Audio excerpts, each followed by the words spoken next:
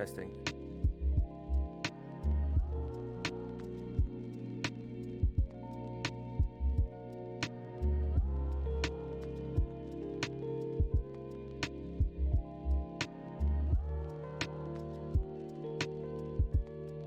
My mic is a little quiet. Is it still like a robot? Now we're good.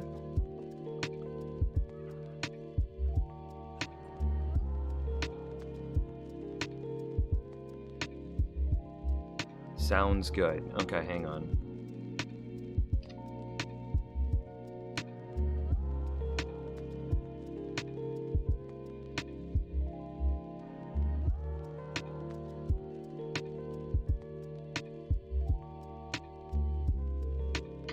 Okay, so we're testing. I'm just saying some words.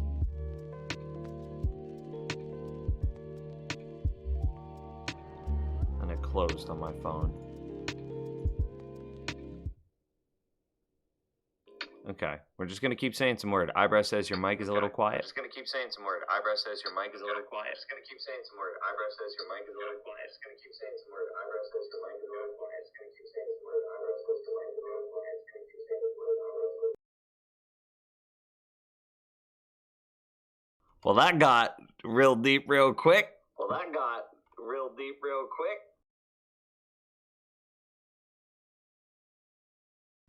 Y'all.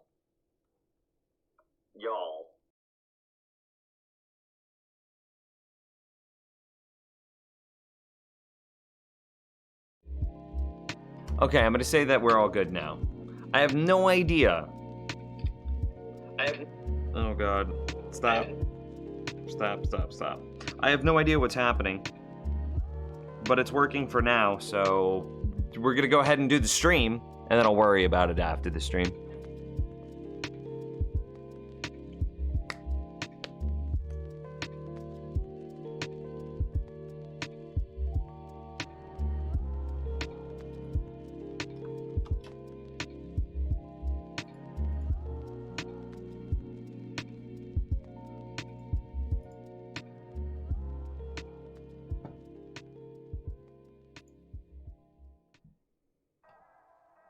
We might need to get a new preamp. I don't know what's wrong with it. I don't even want to touch it right now because of touching it is what made it BSOD earlier.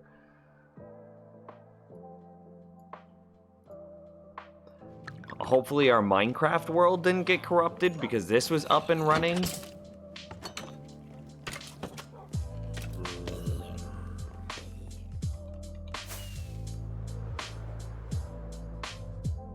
Everything looks okay.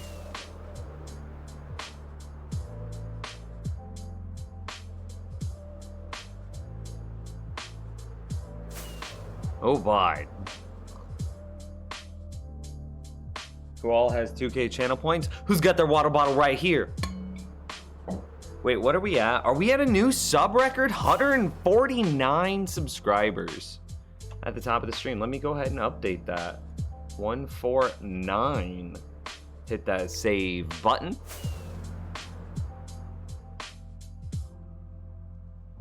Let's start a club for PC crapping out.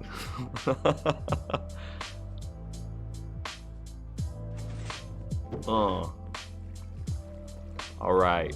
Dude, just to quickly address yesterday's Brussels sprout stream.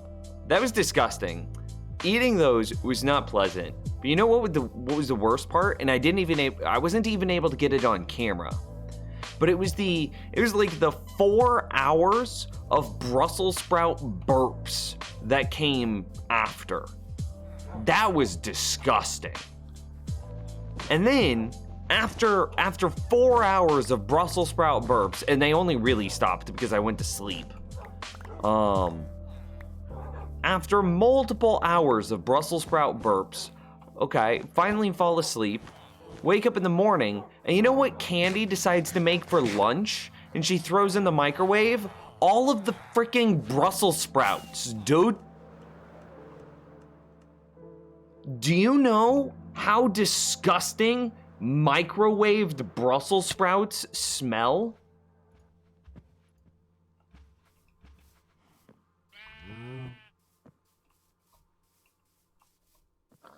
They smell real bad.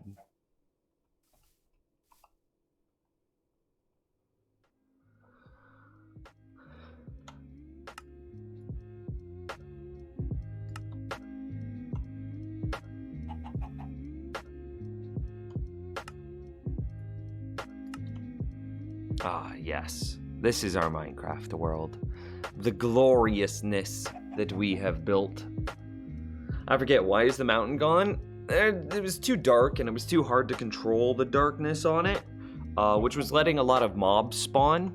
And then because we had all of those mobs spawning, it was negatively interfering with the rates of our darkroom mob spawner.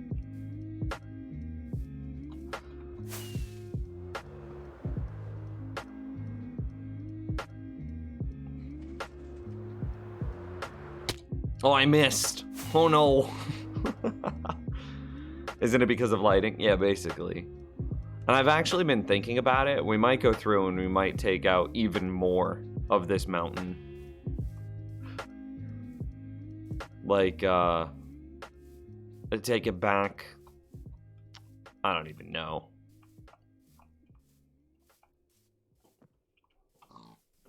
That's a thumbnail right there. So what I was thinking about, Eyebrows, and you know, as a mod, I especially value your opinion, but I value the opinion of everybody in here. They're pulling it back to like, I don't know, right here, give or take, right? Line here.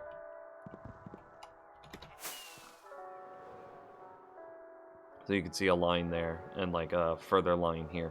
Anyway, something I was thinking about doing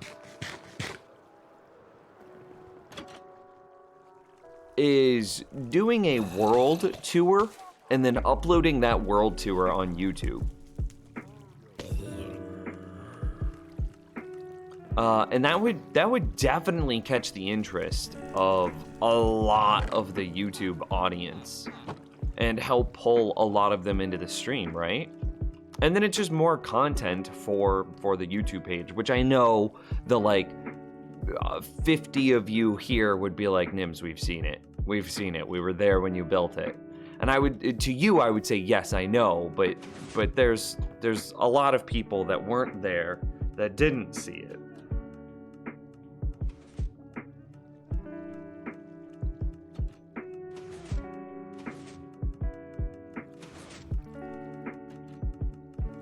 Hell yeah, do it. Your Ender Pearl contents are dwindling? They are.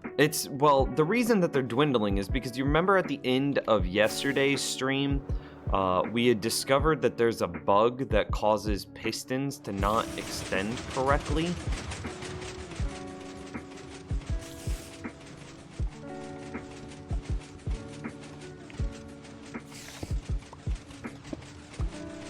Okay, well they're doing it, well at least the top one's doing it.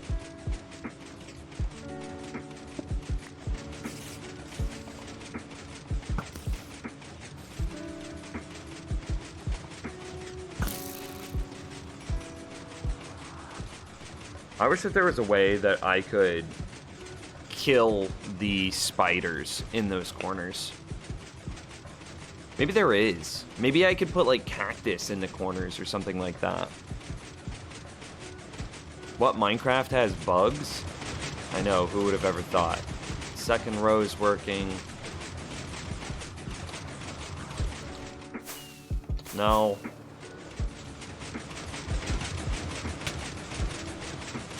All right.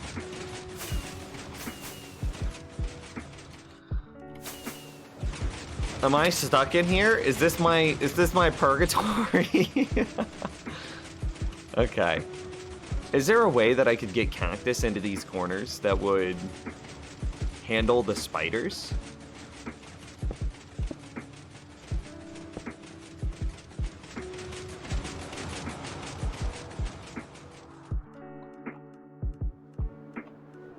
Make sure my elytra are fully repaired.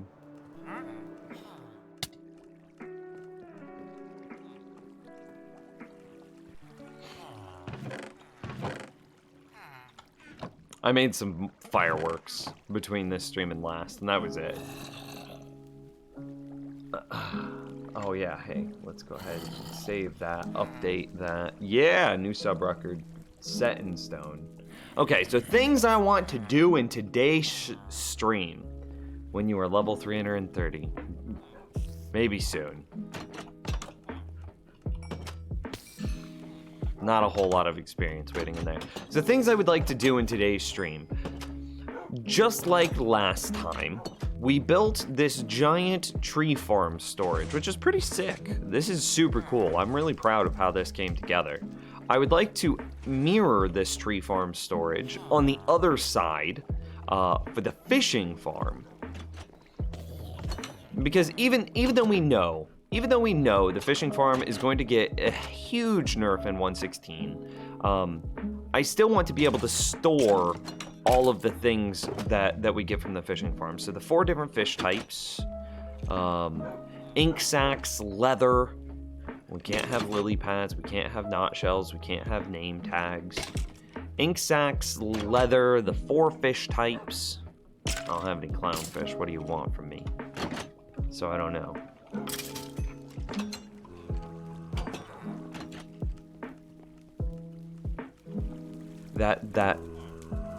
That would only be 11 level 30 enchants, not 110. How are the Brussels sprouts? The Brussels sprouts were better than I remember them in my childhood, but still absolutely disgusting. However, better than I remember from my childhood.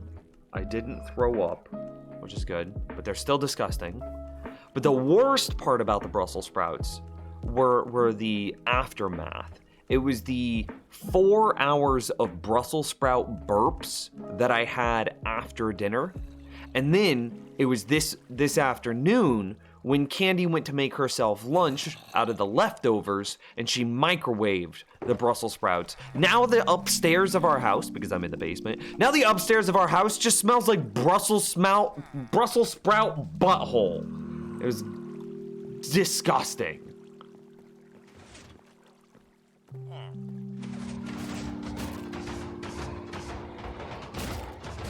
It's just the absolute worst, man.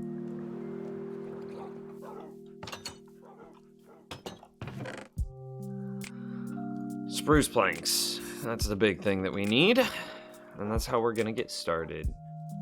Imagine not liking one of the best vegetables. Dude, they're not even close to the best vegetable.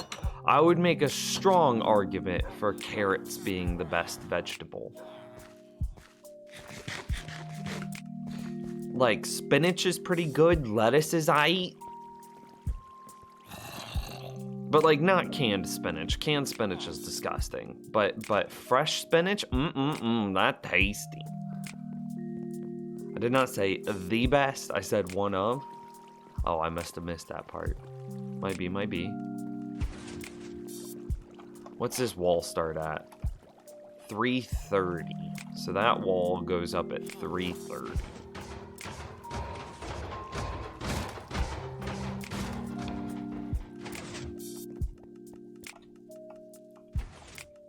Alright, so then the wall is here. And then we make a 7x7 room. 1, 2, 3, 4, 5, 6, 7. And does that start directly there? I'm at work and hearing random phrases. Brussels sprout butthole is not something I expected to hear out of context. Well, it's true! 1, 2, 3, 4, 5, 6, 7, yeah.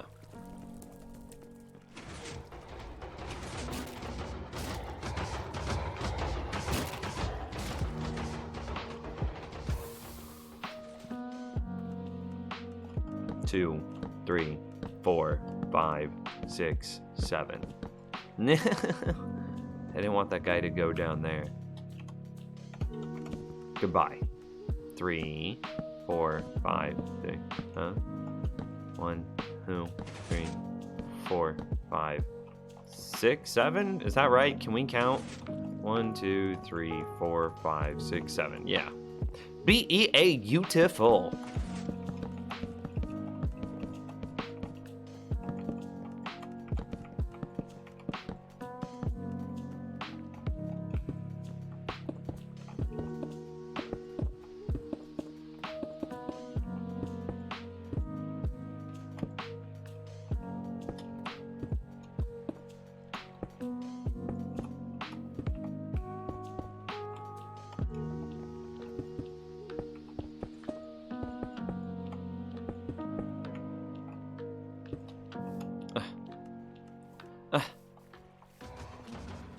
I find microwaving Brussels sprouts that have been cooked normally makes them mushy and icky. Yo, she said they tasted, quote, delicious.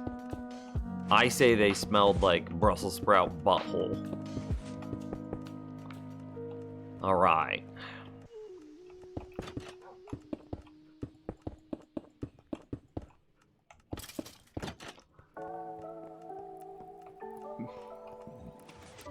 Okay, that's about what I expected.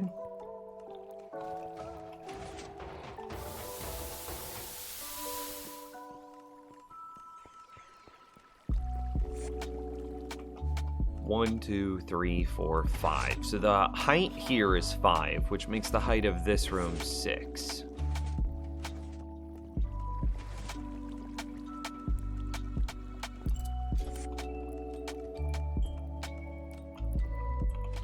I don't have any scaffolding. Do I have scaffolding in my redstone shulker? Oh, yes. Oh, God, I'm so smart sometimes. Which, the height of this is supposed to be 5. 1, 2, 3, 4, 5.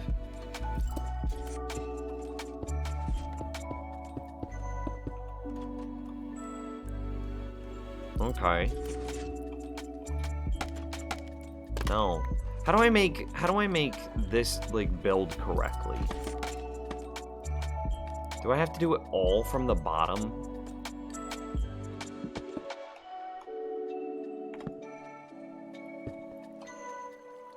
And is it on that seam?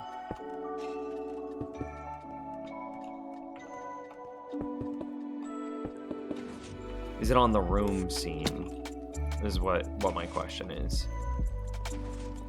Hi Nims, what are you up to? Lil game. A couple of streams ago, we made a giant storage system. A storage system for our tree farm produce between the 3 sapling types, the 6 logs types, apples, sticks, and charcoal. We made this room here. I now want to make the same room, but for the fishing farm over here, to store 4 different fish types, leather, and ink sacks for sure. I don't know what we're gonna do past that. Oh, I forgot to check one of the most important things. Huzga! Huzga! Huzga!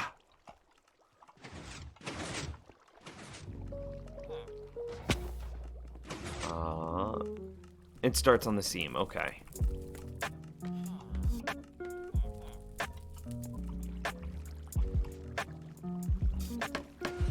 Haha.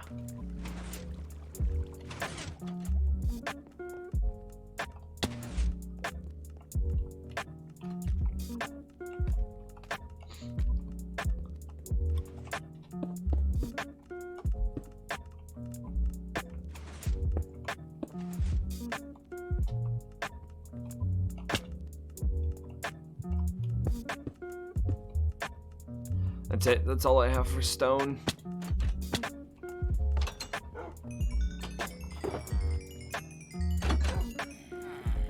We might need to mine some more stone. I don't know yet.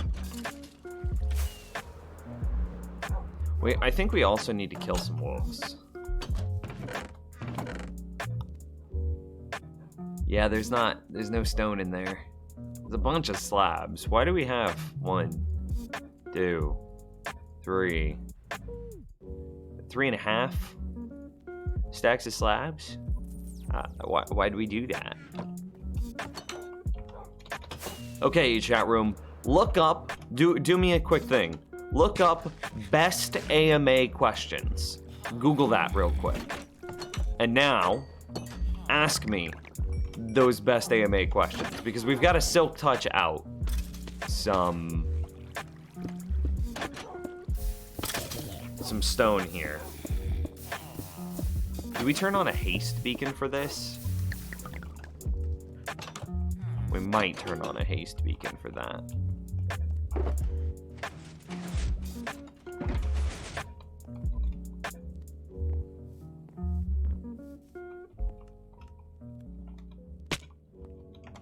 What is this beacon currently?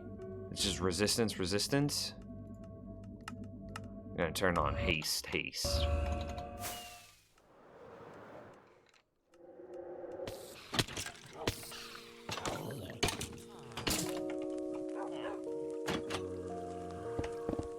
There we go. And just to make sure, this is Silky subscribe. That's what we needed it to be.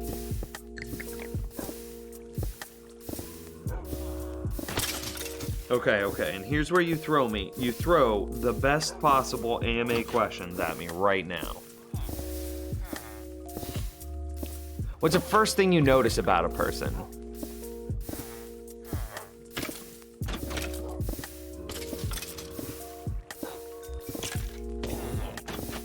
I would probably say their shoulders.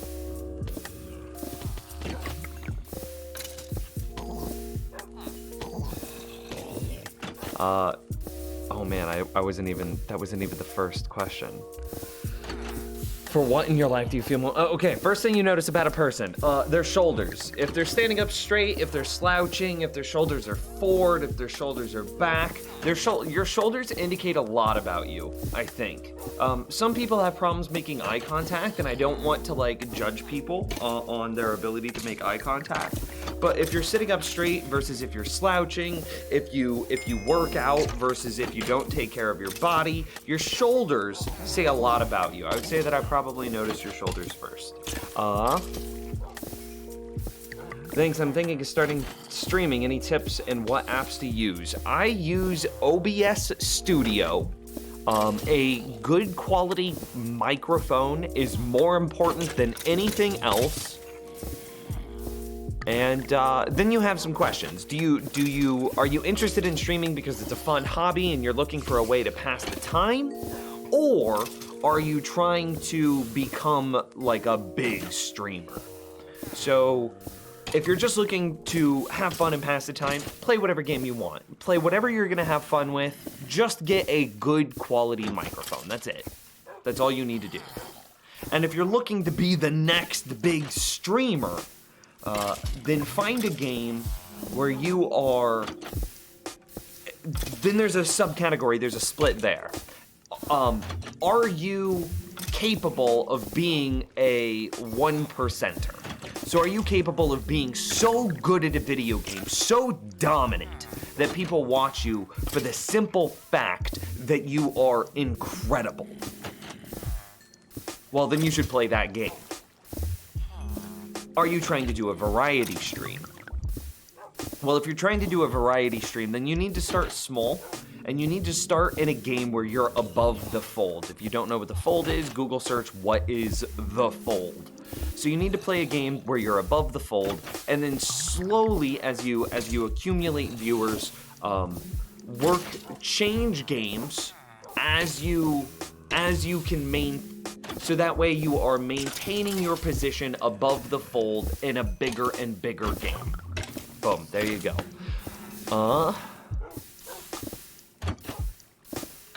For what in your life do you feel most grateful? The opportunity to do this.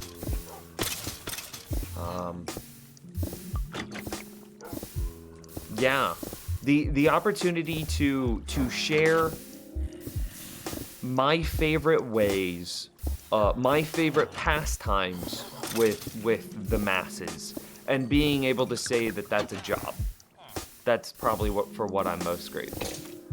What is the best vegetable and why is it Brussels sprouts? Wrong! Oh man, I missed Mr. Adello's question again. What 3 habits will improve your life?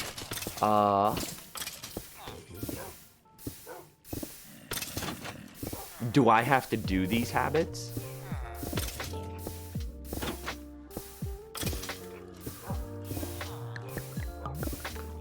I once had a friend who was going through a rough time.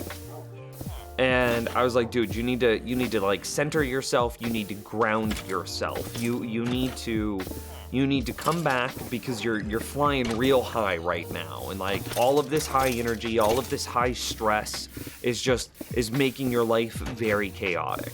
If you can ground yourself, it'll be better for you, it'll be better for your family, it'll be better for your kids, it'll be better for everyone around you. Ground yourself. And he's like, but how do you do that?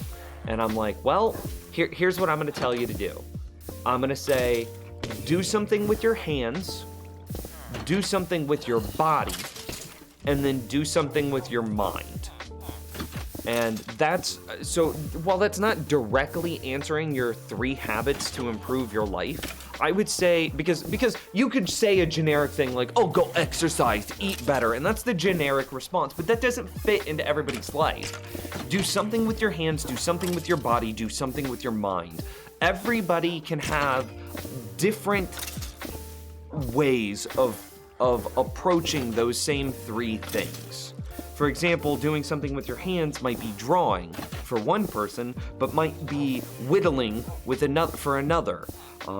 Might be, woodworking is kind of derivative of whittling, but still is the same thing. Do something with your body. I will admit that that's kind of derivative of exercise, whether that's get into lifting, get into running, get into rock climbing, get into hiking, get into, it doesn't matter, but just do something that engages the majority of your body. And then lastly, do something with your mind. I mean, you hear it all the time, but your mind is like a whetstone, or your mind is like a knife, and it regularly needs a whetstone. You need to keep it sharp. And to keep it sharp, you need to constantly challenge yourself in new ways. This can be picking up like puzzle books. This could be reading. This could be doing like puzzle games. This could be a number of things that challenge you to think outside the box. Do something with your mind. And those 3 things, if everybody did those 3 things, I think that they would find their lives a lot more fulfilling. So it's not 3 habits specifically, but it's 3 overarching principles that I would say everybody needs to do. Do something with your hands, do something with your body, do something with your mind. What is the best vegetable and why is it Brussels sprouts? The best vegetable is not Brussels sprouts. I would probably say it's carrots. Because carrots you can do with anything. You could make carrots into like a roast. You can have carrots on their own. You can make carrots into carrot cake, which is delicious. Fight me.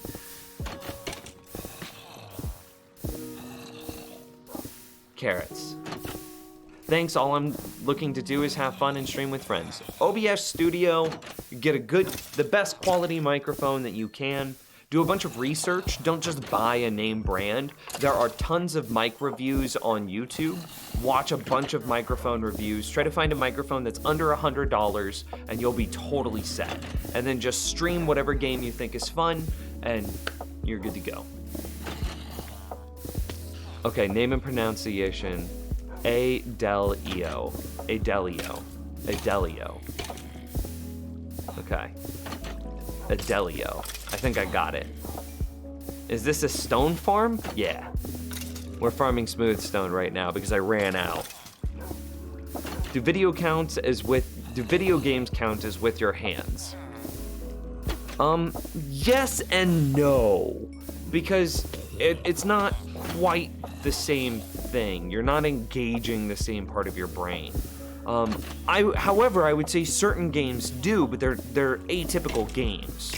I would say something like engage your body. You could engage your body with something like DDR, right? You could engage your hands by playing something like, I don't know, Guitar Hero, right? But playing like a typical RPG? Nah, probably not. Probably not.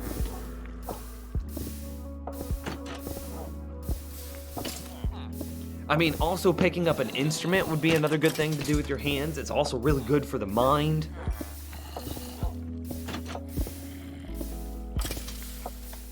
Okay, let's see how much stone we got. I think we got a good amount of stone.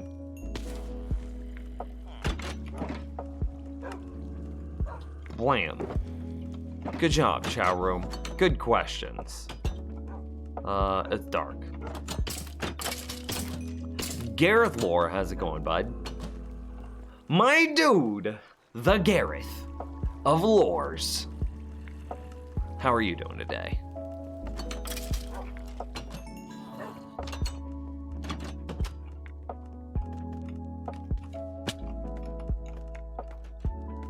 Yeah, so we needed stone because we're building this base, and it's mostly built out of stone.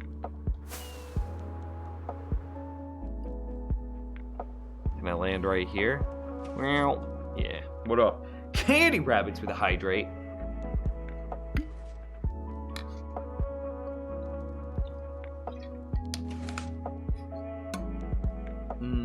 Delicious water.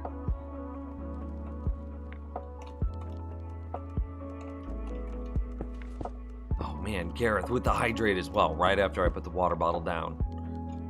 And Padawan! Okay, now you guys are trying to throw the ocean at me? That's not very kind.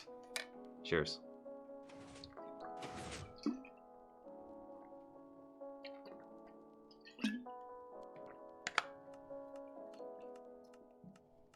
What up, my Hydro homies? I see you.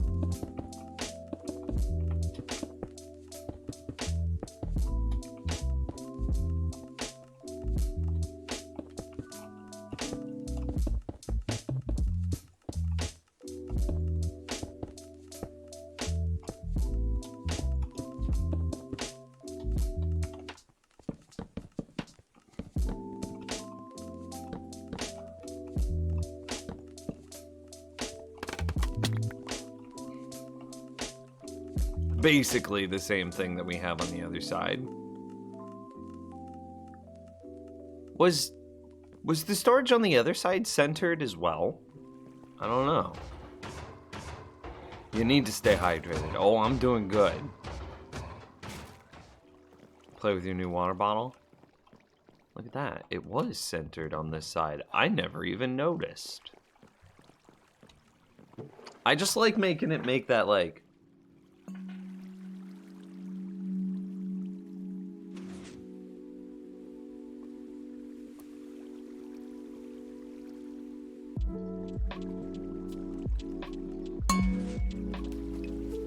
It rings forever.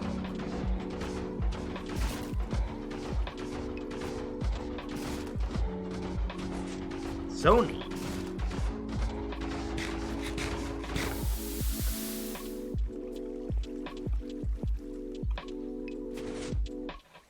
Okay.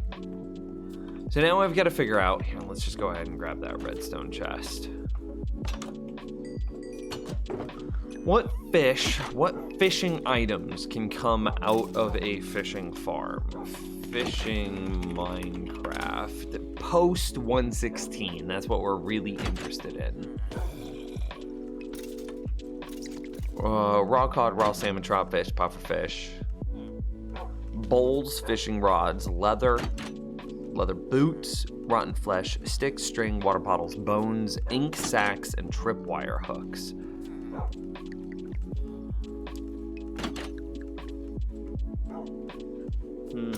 Okay, so we definitely want the 4 fish, because you could sell all of those to villagers.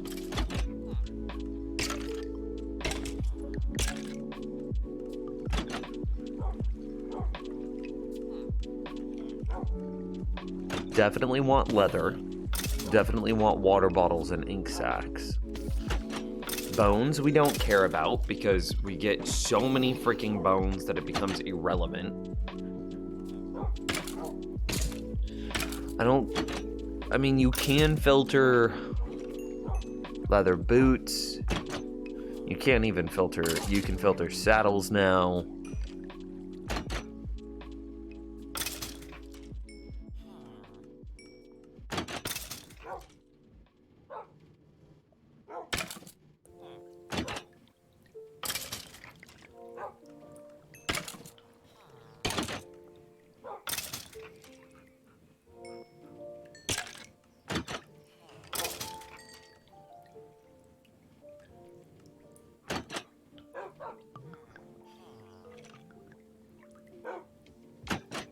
Is there anything else?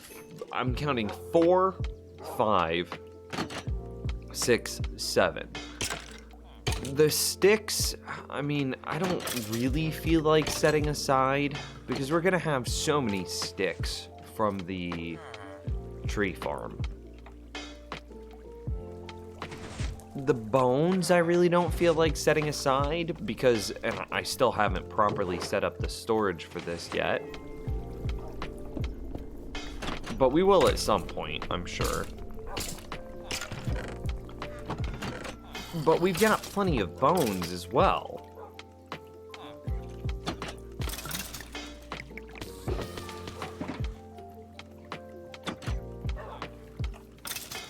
I heard a cat.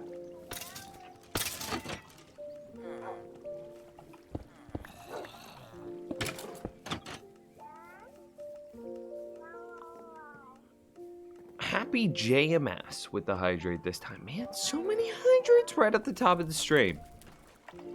Okay, we actually need more. Well, before we do that, I was about to say we need more.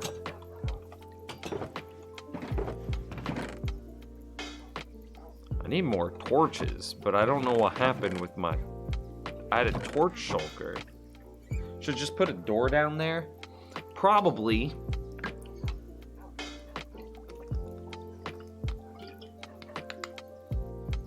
What I'm kind of imagining is at some point we're going to carve out the entire bottom of my world and then put in like a basement area. Oops. I hit the wrong button.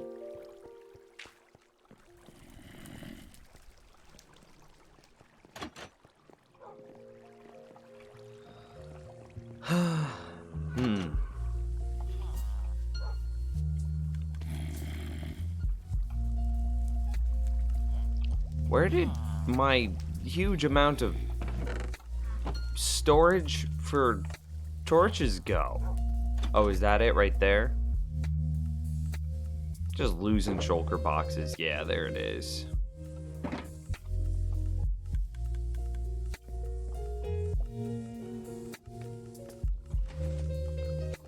So you can see how parts of this I can already kind of walk under.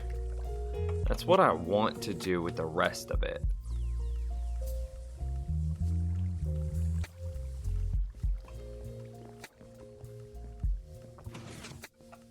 I guess let's go get some chests.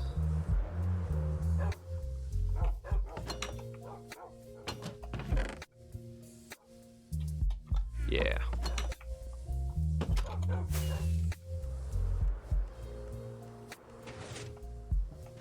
Oh, I missed.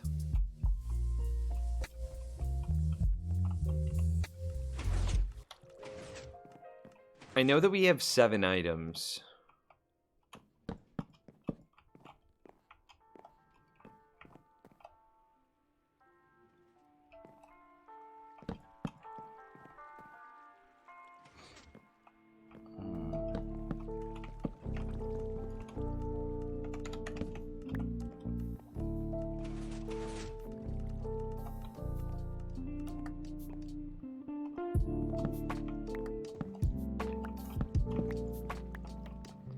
I have no idea what's going to feel the best through here.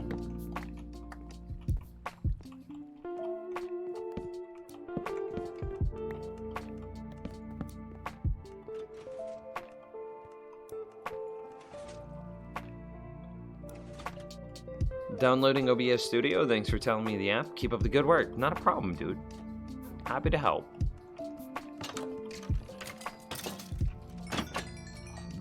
So what else can we get from... This is the button I wanted. Fishing. 1, 2, 3, 4. 5, 6, 7.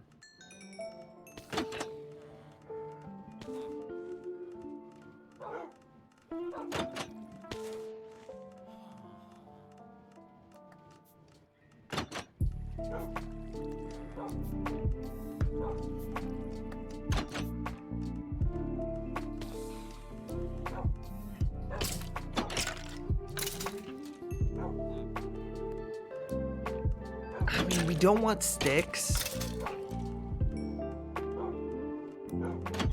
We don't want string. I mean, maybe there's an argument that says that we can... Let's look up villager trades. Villager trades, Minecraft.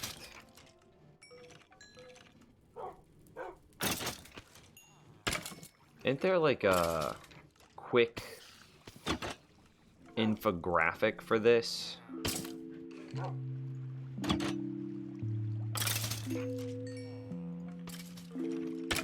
Yes, there is.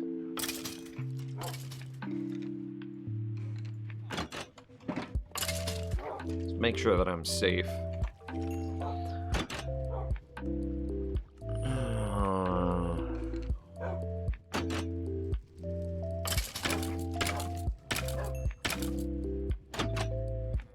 I mean, with enough string, we could make wool and sell wool to shepherds.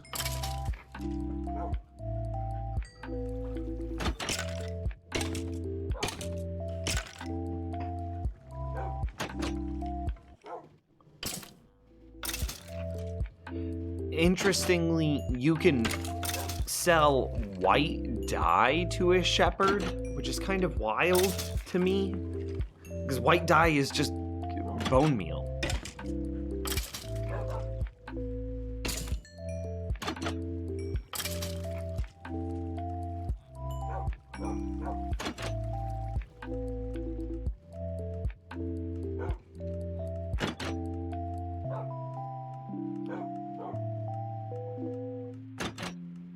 Yeah, nothing of significance through him. A butcher doesn't look all that interesting. Chicken, pork chop, rabbit, regular coal, mutton, steak, dried kelp, and then berries. Leather worker, really just buying a bunch of stuff. Doesn't seem particularly good. Fisherman, this is the dude that we're interested in. Dude can buy string, buys coal. He buys cod, he'll buy salmon, he buys clownfish and pufferfish. Hell, he even buys boats. But the four main fish types are what he buys.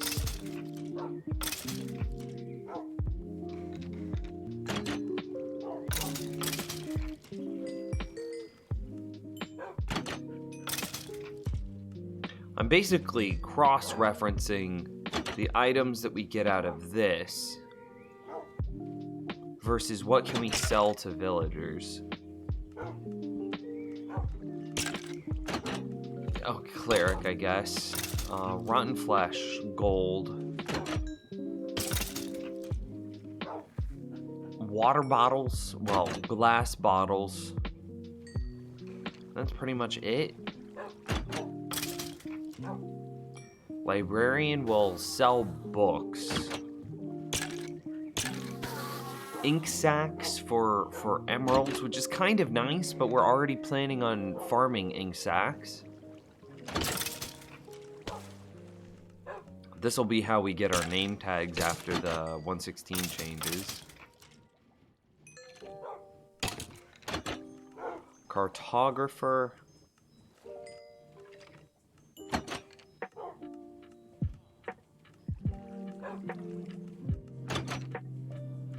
Nothing of interest. He buys paper.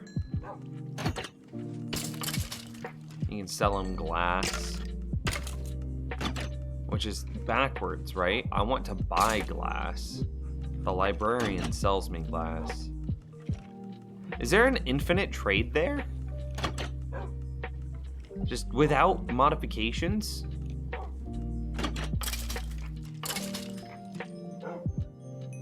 No, that's not, no, it's not infinite.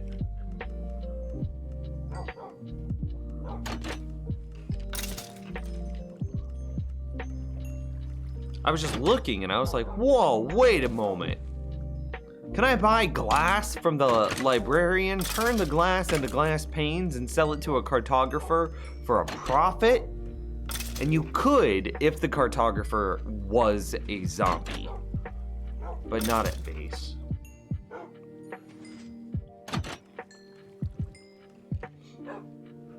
Armor is pretty much what you would expect. There's nothing relating to fishing farms here.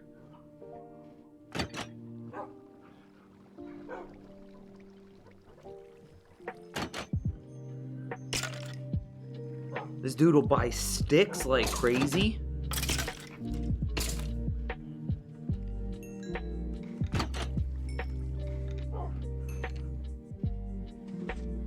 Dude buys sticks. Flint. String. It'd be kind of nice if you could fish up feathers. Thematically, it would kind of fit. I've seen a lot of feathers floating on lakes whenever I would go fishing.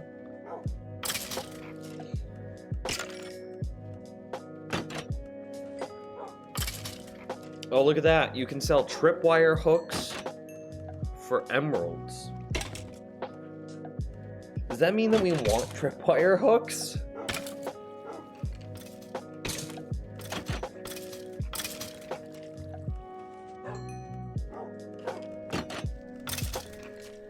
Look at this. The Fletcher buys sticks, string, and tripwire hooks.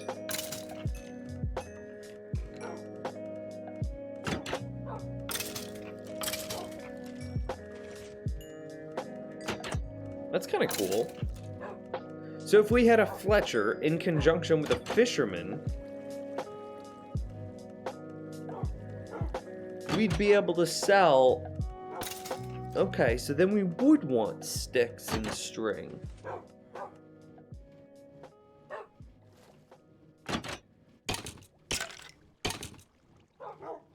That's a long time ago. Wait, what's a long time ago? Hello?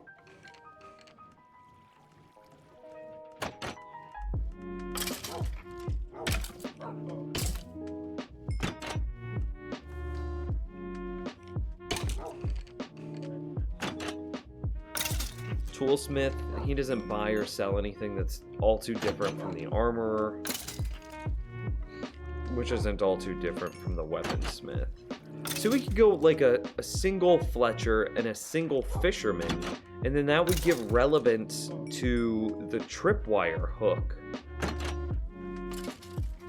You gave me the tips to beat the Ender Dragon, right? I think so.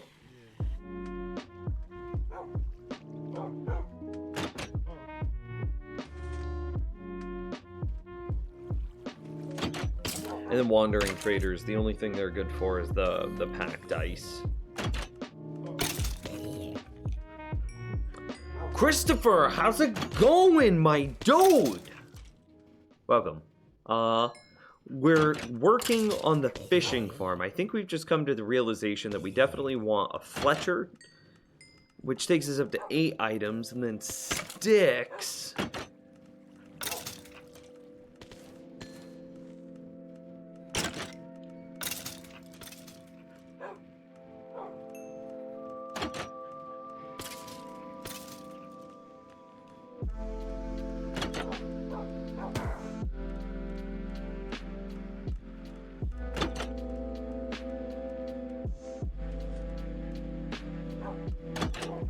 I don't know. Maybe we put the Fletcher. God, the Fletcher's such an awkward dude. Because we've already got a huge amount of sticks that are going to be generated from the tree farm. This is going to be chock full of sticks. How many monitors do you have, Nims? I have 3. Can I show you 3? Yeah, well, first monitor has Minecraft. Monitor 2 is over here. And then monitor 3 is over here. And then back to monitor 1. Yeah, so 1, 2, 3. Yeah, villager trading hall. But the problem with the villager trading hall, I don't know if you actually need a villager trading hall, because wouldn't it make way more sense? Maybe that's something I should have planned out a little bit differently. Instead of having, like, the tree farm storage here, maybe we should have had a room where we have each villager, and then right next to each villager we have all of their corresponding trades. So like we have a farmer, and then right next to the farmer we have him surrounded by storage that has, you know, wheat, beetroot, carrots, potatoes, pumpkins, and melons, right? And then maybe something for like for the Fletcher, we have him standing there, and then right around him we have storage for sticks and string and tripwire hooks.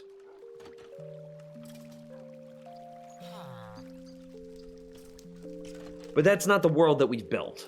So I don't think that we build a dedicated villager trading hall.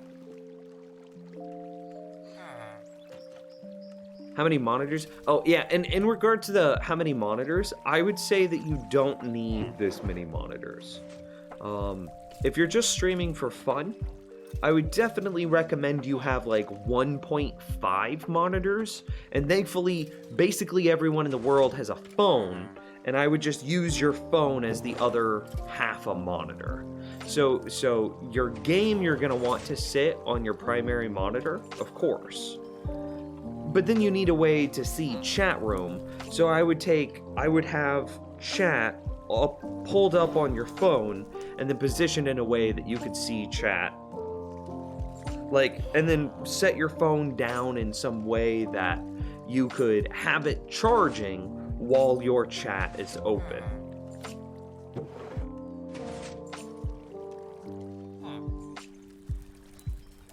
And that's what I would do.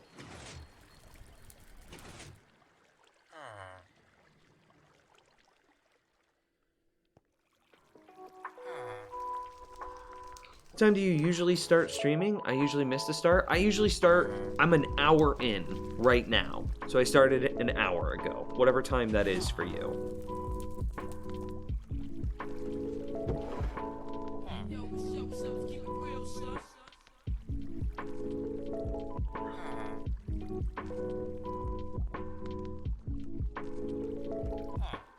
So if we're not gonna do a villager trading hall, that leaves us in an awkward position, because now, if I want the Fletcher to be able to sell tripwire hooks and string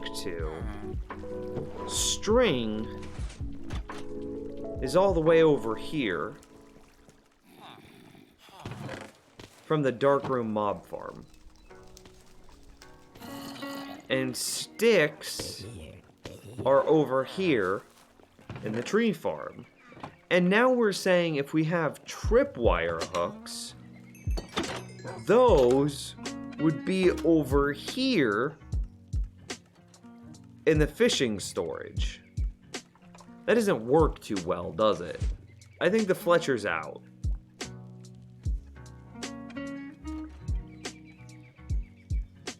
Now, we still are left with the fisherman.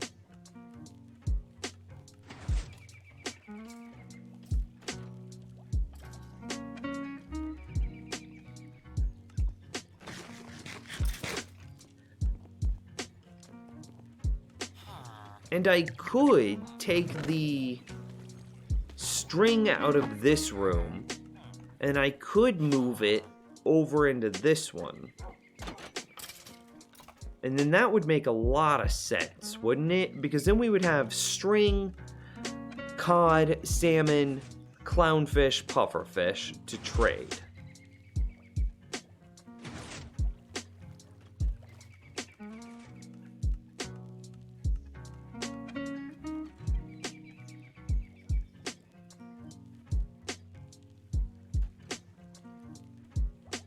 Yeah, but I don't care that much about trading string, do I?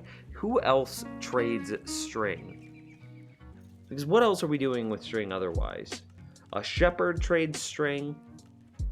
I'm looking for something that has some overlap. Ideally the cleric, but the cleric clearly doesn't have anything that deals with string.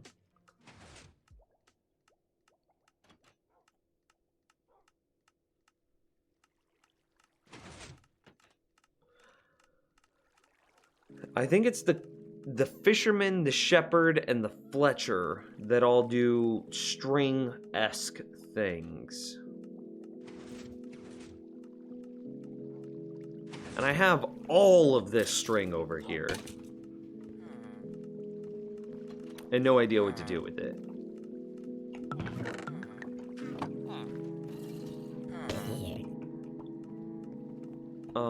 Let's go get some signs. Oh, right into a wall.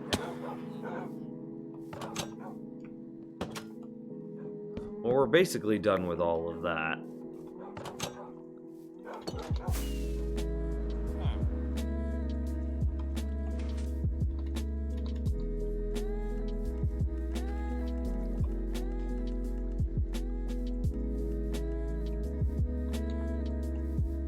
I missed because I didn't sprint.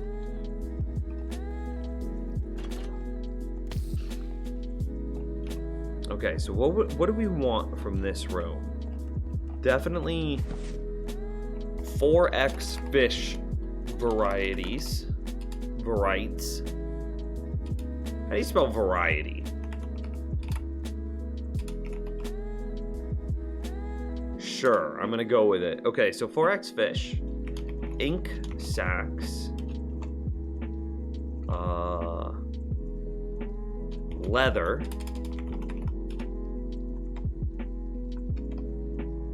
And water bottles.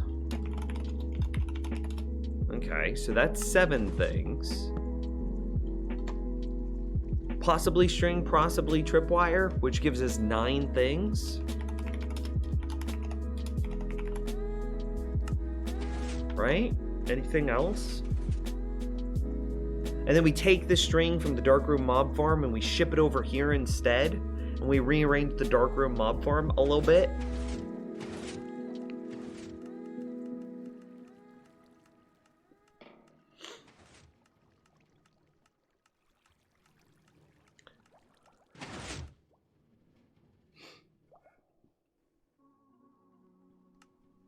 I like it.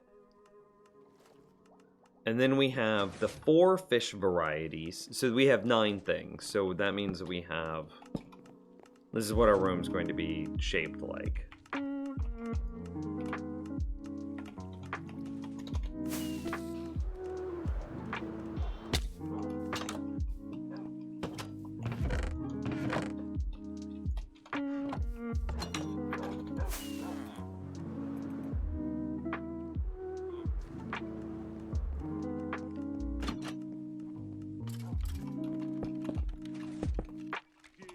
Oh, we still have haste on. So we can insta-mine stuff, which is dangerous when working with redstone.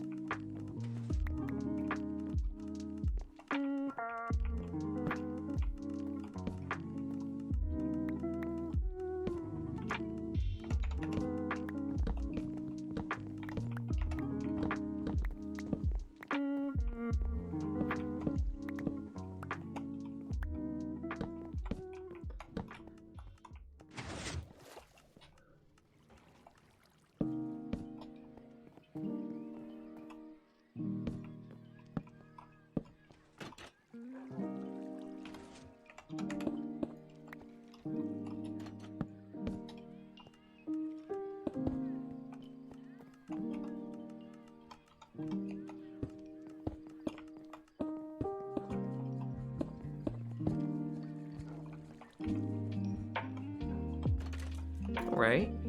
Not too shabby, not too shabby.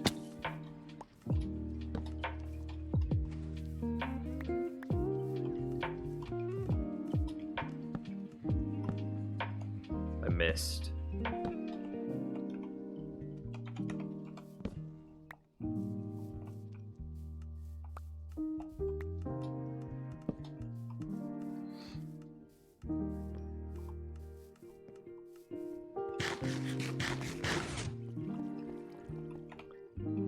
Okay, so now knowing that this is what our room layout is going to be... I don't think I should have deleted those yet. Okay, so we're gonna have 4x fish types. That way I don't have to try to spell variety again. Ink sacks. Water bottle. Leather. I need 2 more things. It was tripwire hooks. And what else? String? String. Okay, so then how do we denote those things?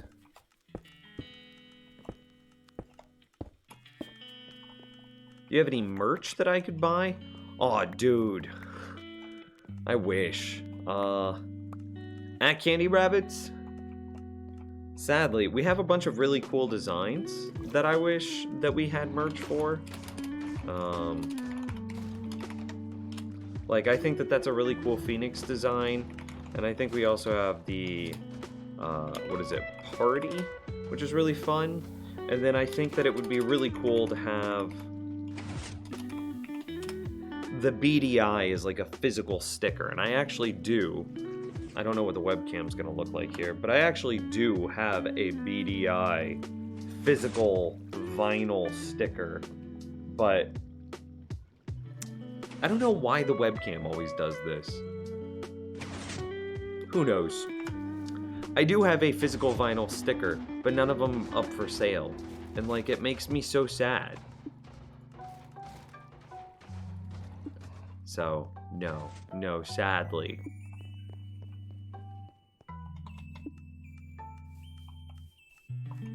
I think we have some really cool art, but just no way of getting it to you guys. I need to set up like a Teespring or something, right?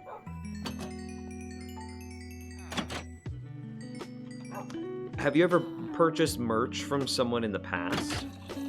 Lil Gamer?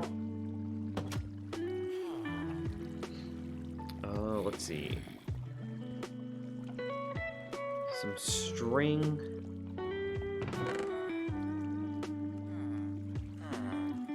Could be represented by wool. I don't know how we're gonna do the 4 fish types.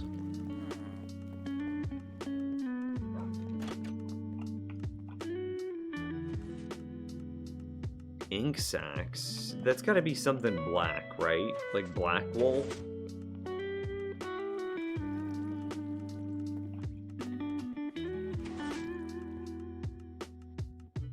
And then where do we put the 4 fish?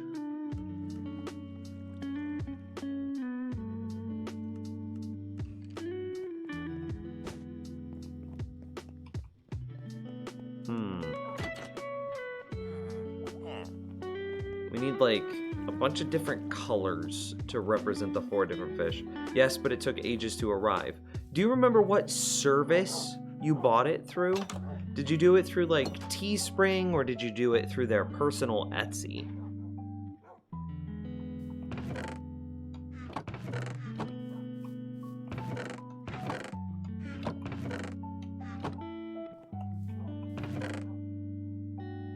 Well, there's white wool. Join the Discord server. Nice!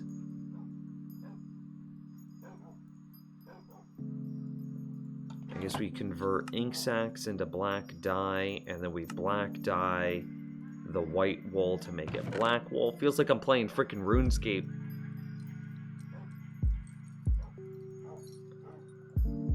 You take some white stained glass and put, I don't know, a block of lapis behind it to represent a water bottle.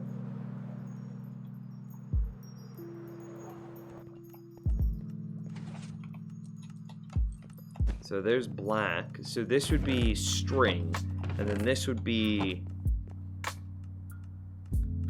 ink sacks.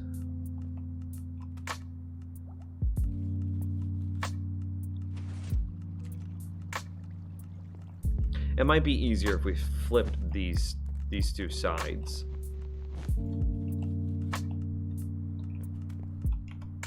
Because I need to think that that the string is going to be shipped over here, and so we want it to be as close as we can. So there's string, there's ink sacks, then we need leather and water bottles.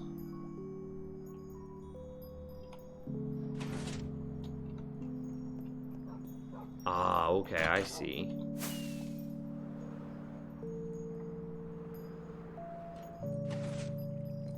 I was just curious as to like what good services existed out there. So that way we could set up like our own merch thing.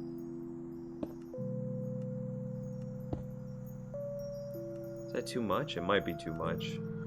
Lil ___ Shay! How's it going, man? Oh, that does not have the effect that I wanted it to have.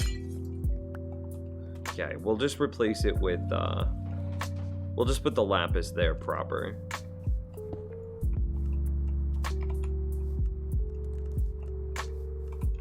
We're gonna need to scaffold here in the back anyway.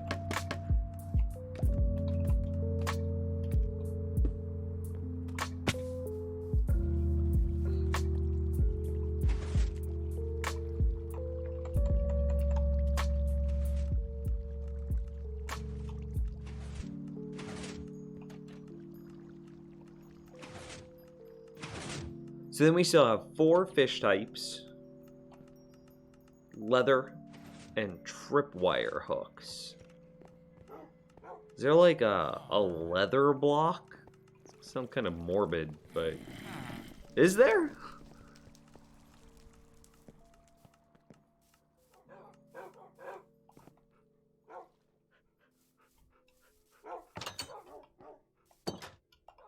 I remember Game Theorists doing an episode where they talk about creator merchandise, but they talked about a company making the merchandise, not about how to sell it. Yeah. Teespring? Hang on. Let's do a quick Google search, chat. Let's just look into this. Teespring. Boom. Teespring.com. Do I have a login? Select all squares with traffic lights. Check out these traffic lights, chat room. Verify. Okay, I don't know what it's about to show. Okay, so I do have a Teespring.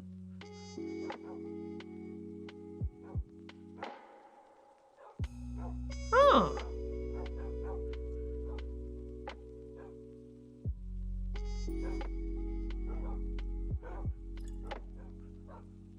Some of those emotes no longer exist. Nims TV needs more pink and green. Those exist, but it's a higher tier.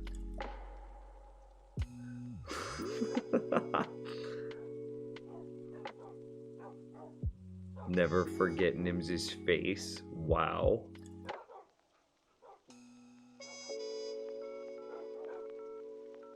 It's the Building a Better YouTube episode. Nightbot needs to be able to show the other 2 emotes. I think that means that Nightbot needs to be a level 3 sub, and there's no way to do that automatically, right? Christopher with the hydrate. I see you, Hydro homie. Creator Inc. is the company that they use and recommend. Creator Inc. I mean, but that's if you're taking somebody off site, right? Because you can have... I don't think I'm showing anything particularly... So like, hey, I have a Teespring. Look at this. I've 0 products ordered, 0 profit, 0 to be paid, 0... Yeah, okay. Creator Inc. I have a darkroom thing that makes every website dark mode. Interesting. So, like, Philip DeFranco's an interesting one for me, because I know that Philip DeFranco also has a Teespring that he I get corona. regularly has in the shelf below his video here. Yeah, let's go so far back that it's before COVID. Okay, clicking a generic Fantastic link. Wednesday welcome back. He no longer uses the Teespring shelf. That's interesting. What's up, you beautiful bastards? Hope you Blah. Huh.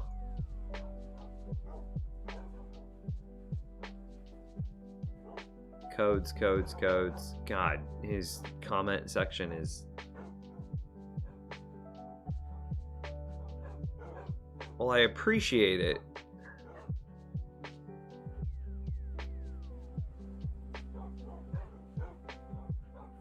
It must be because he's starting to... Interesting.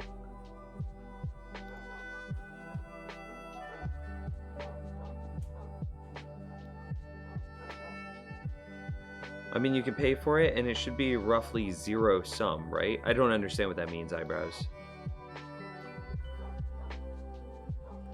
The reason that I would be interested in using Teespring over something else is because I know Teespring integrates directly into YouTube.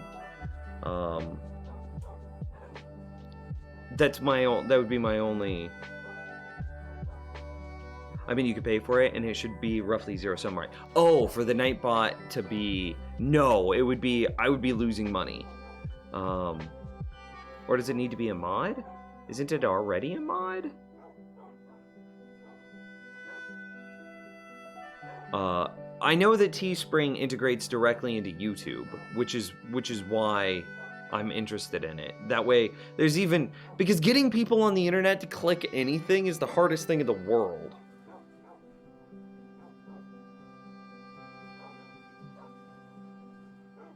But then there's also like, I don't know. Is there a... What's the other thing? It's the revenue split, right? Where's their like About Us page?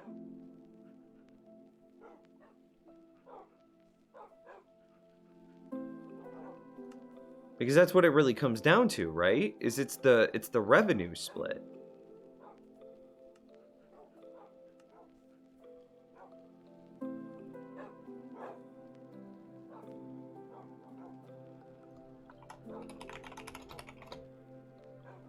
YouTube shelf.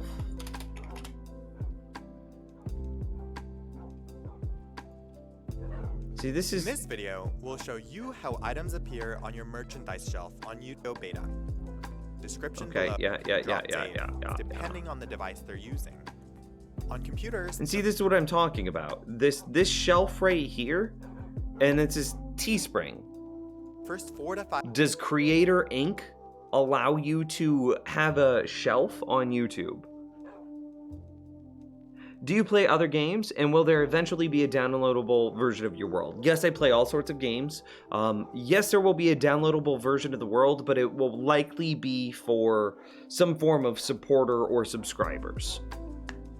It won't just be for everyone, but the people that support me can have it for sure.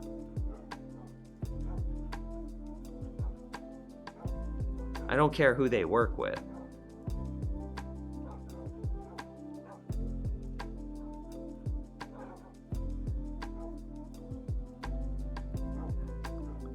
It doesn't say anything about like...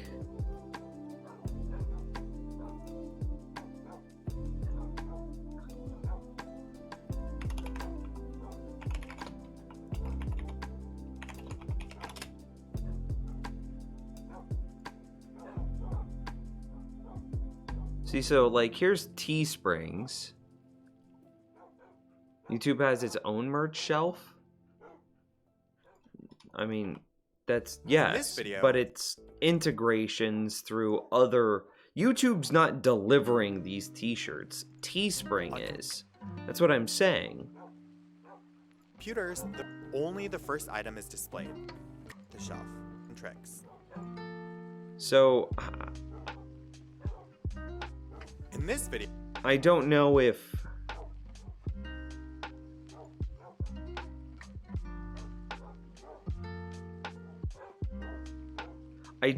you can integrate Creator Inc. into the YouTube merch shelf. But yeah, you can see here that, wow, dude, they have, this is just a chart.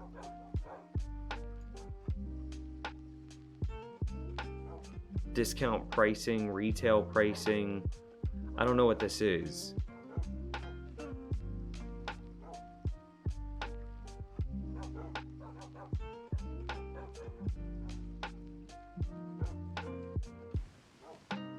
You can, found the YouTube help page, you can integrate Creator Inc. with YouTube. Is that what you're saying? So then it just comes into products. Because like, as long as the revenue split is there, then like, I don't really care. They can make enamel pins. Can I post a link? Absolutely. Dude, we can make Nims boxers. That way I can support you, chat room. Support Google. Getting started with the merch shelf. Turn off dark mode. Retailer. Turn on the merch shelf. Yeah, I could probably... I'm pretty sure I can turn mine on. Supported merch retailers. Creator Inc. Okay. I will pass info.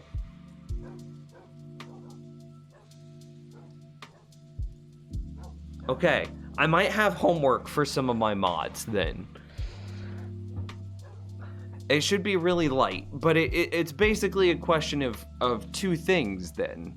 Like integration, if it has integration into the YouTube shelf with Garrett already figured out, so then there's just two questions. Is it worth it to even, because I have to pay graphic designers to make art, right? Which means that we have to sell at some sort of profit. It has to at least be self-sustainable. And it has to be sustainable inside of a regular cost. I'm not gonna charge you guys $45 for a frickin' t-shirt. 15 to 20 bucks for a t-shirt, that's perfectly fine. And it's like, if we can turn around and on a $15 to $20 t-shirt, if we can make $5 to $10 cash, so that way, you know, whoever is actually producing the shirt. And then, so I guess there's three things. Is it done ethically? Because I don't want to be caught in a, I don't know what you would call it, but some sort of drama. Is it done ethically? Is it done in a self-sustainable way? So is it profitable? And the number of products that they deliver. So I guess I'll send this off to the mods.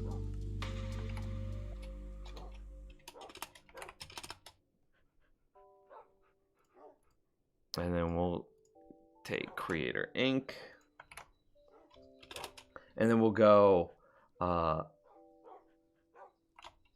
ethical production versus product lines, or different products versus I guess revenue split.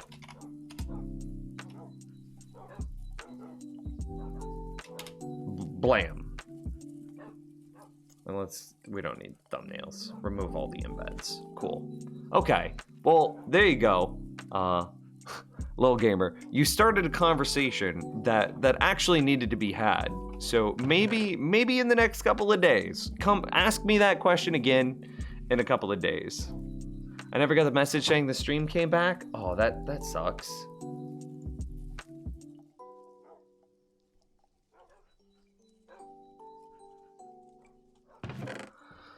Okay, so where were we?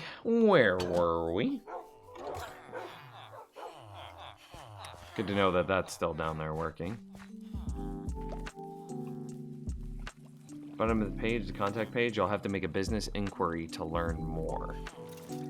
Why would they hide their revenue split away from public? That seems a little sketchy, doesn't it?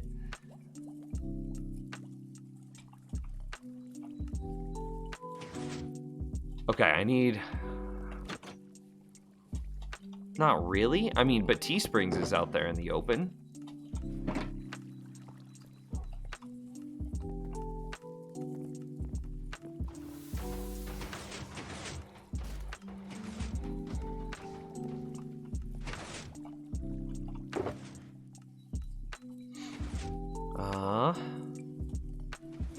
Four fish types, dude. I mean, the clownfish could clearly be some sort of bright orange. The pufferfish could be yellow, the raw salmon could be red, and the raw cod could be like a tan. But then what do we use for leather? And then string, or excuse me, wait, we didn't decide to save sticks, did we? No, okay, good.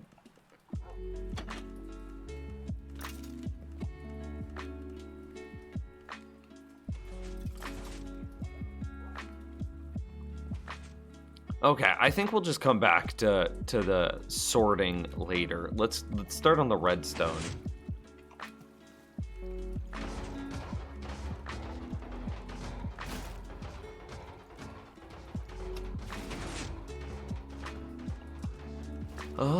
Let's see. Just a bunch of standard filters. We don't need to worry about overflow, because if it overflows, then we're just gonna trash it, right? And in the short term, maybe instead of trashing it up until 116, we put it into some sort of bulk storage system. I kept meaning to ask, where did you create your stream ending banner thing? So like this, this, and this.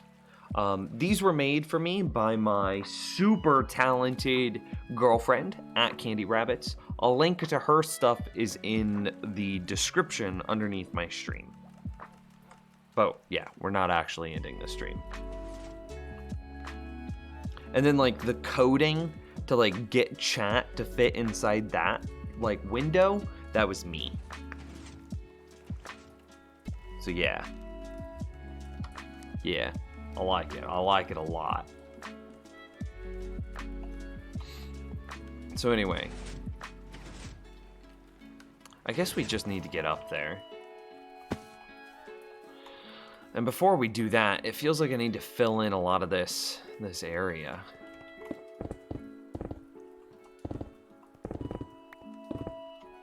I want all this granite.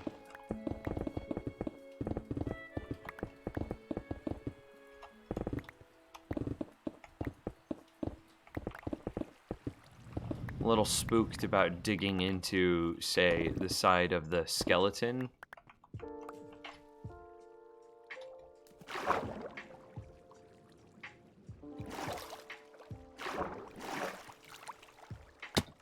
Well, okay, I know where I'm at. Interesting.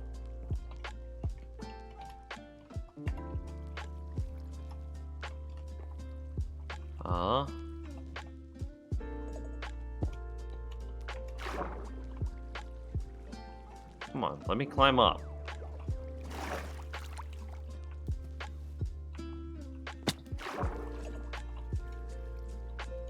Okay, fine.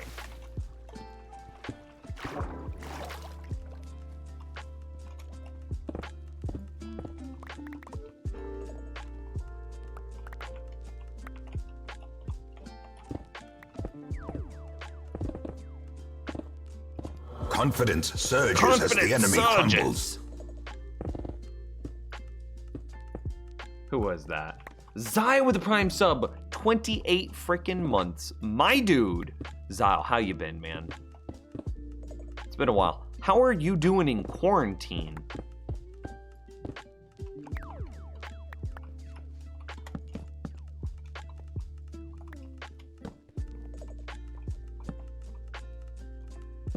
Okay, I think we go get some dirt and we try to fill in. Maybe we need to take a break from the fishing farm and we just need to fix that area. I work food delivery, so my life hasn't really changed at all.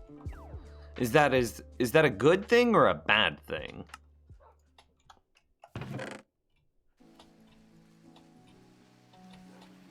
Like, yay happy, still have a job, or oof,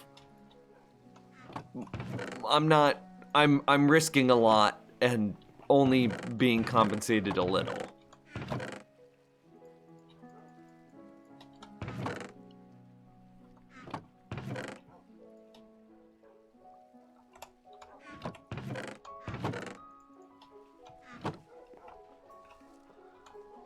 A bunch of dirt.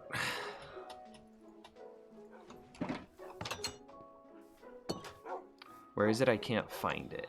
Yeah, let me see. There might be a little bit of reverb here. Yeah, get that muted real quick. It's about to go infinitely deep. Look at this. It's just gonna keep going. Anyway, so if we scroll down here, designed by Candy Rabbit's Illustrations. This is what I'm talking about. And then this link will take you to her page. And then this then has all of her art and all of her everything that you might be interested in. That button right there.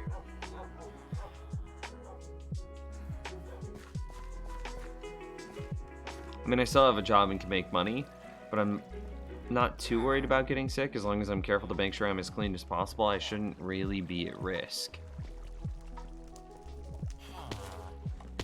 Well, I wish you the best of luck, man. Still, what was it? Pizza delivery? Is that right?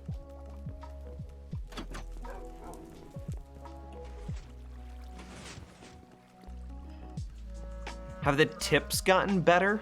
Out of curiosity, I would really hope that the tips have gotten better. I know that Candy and I got pizza once while in quarantine, and we tipped like $10 on a $15 order.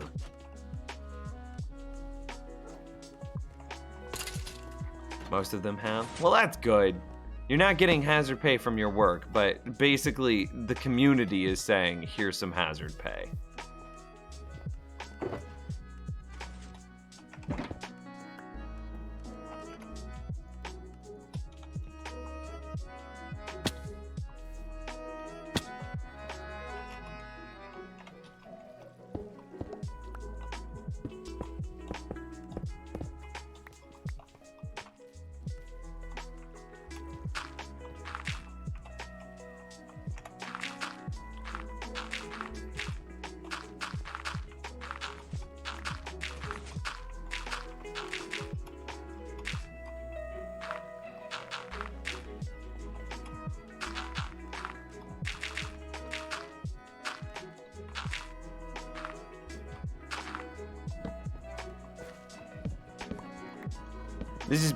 This is something I've been wanting to do for a long time, because this is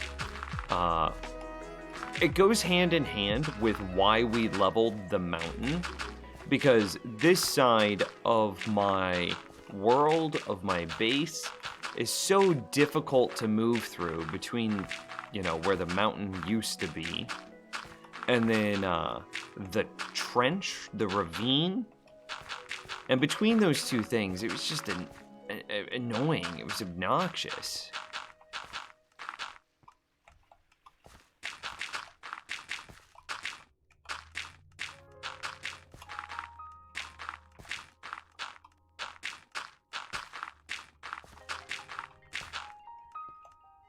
Oh.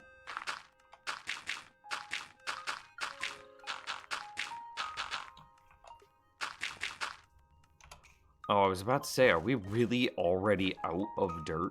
No, we're not. Thanks, I need to go. I'll watch tomorrow if you're streaming. Okay, well, take care, gamer. See you later, man.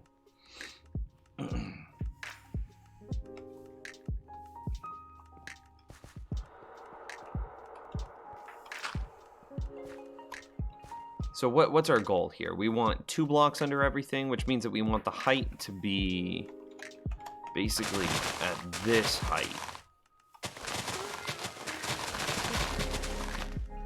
That way we can move under the majority of the things that we've made without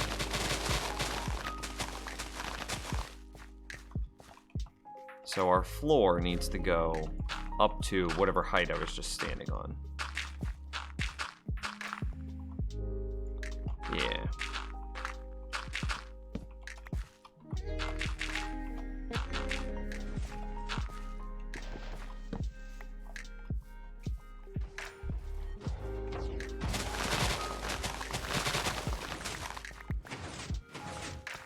That's about what I expected.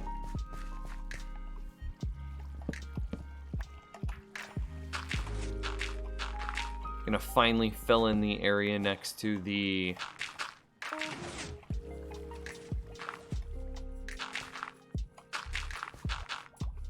skeleton farm.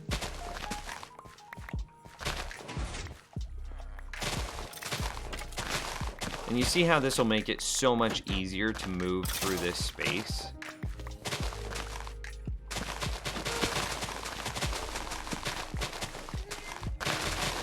Because we've decided the height that we want to build our base at. And because we have this like known height, we can then come up behind the known height and make like a little sub basement area.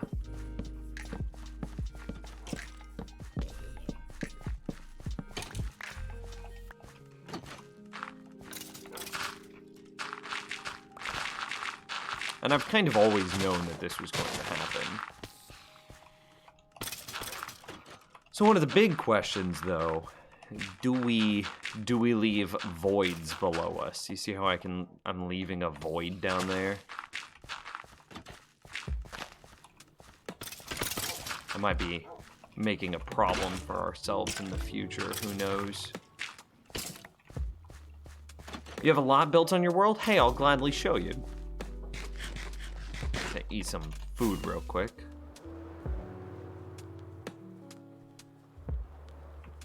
Oh, I missed. Flap. So this is basically the entirety of my world right here. That's the click, that's the screenshot, right?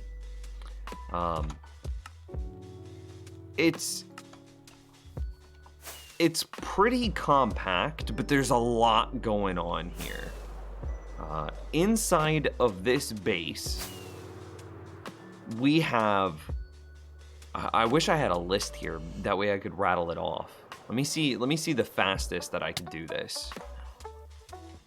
Iron Golem Farm, Melon Pumpkin Farm, Darkroom Mob Farm, Skeleton Grinder Experience Farm, Tree Farm, Fishing Farm, Cobblestone Generator, Concrete Converter, Jack-o'-lantern Carver, Netherwort Farm. Did I say a tree farm? We've got a tree farm. We've got a charcoal factory. We've got a potato farm, a carrot farm, an villager trading emerald farm. We've got a honey farm, storage systems for all of it. We've got a sugarcane farm, a bamboo farm, a charcoal factory, poppy farm, bone meal farms, I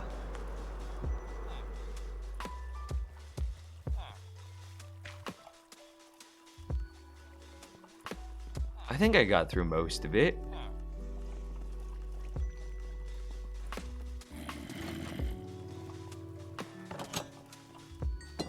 All in that little bitty space.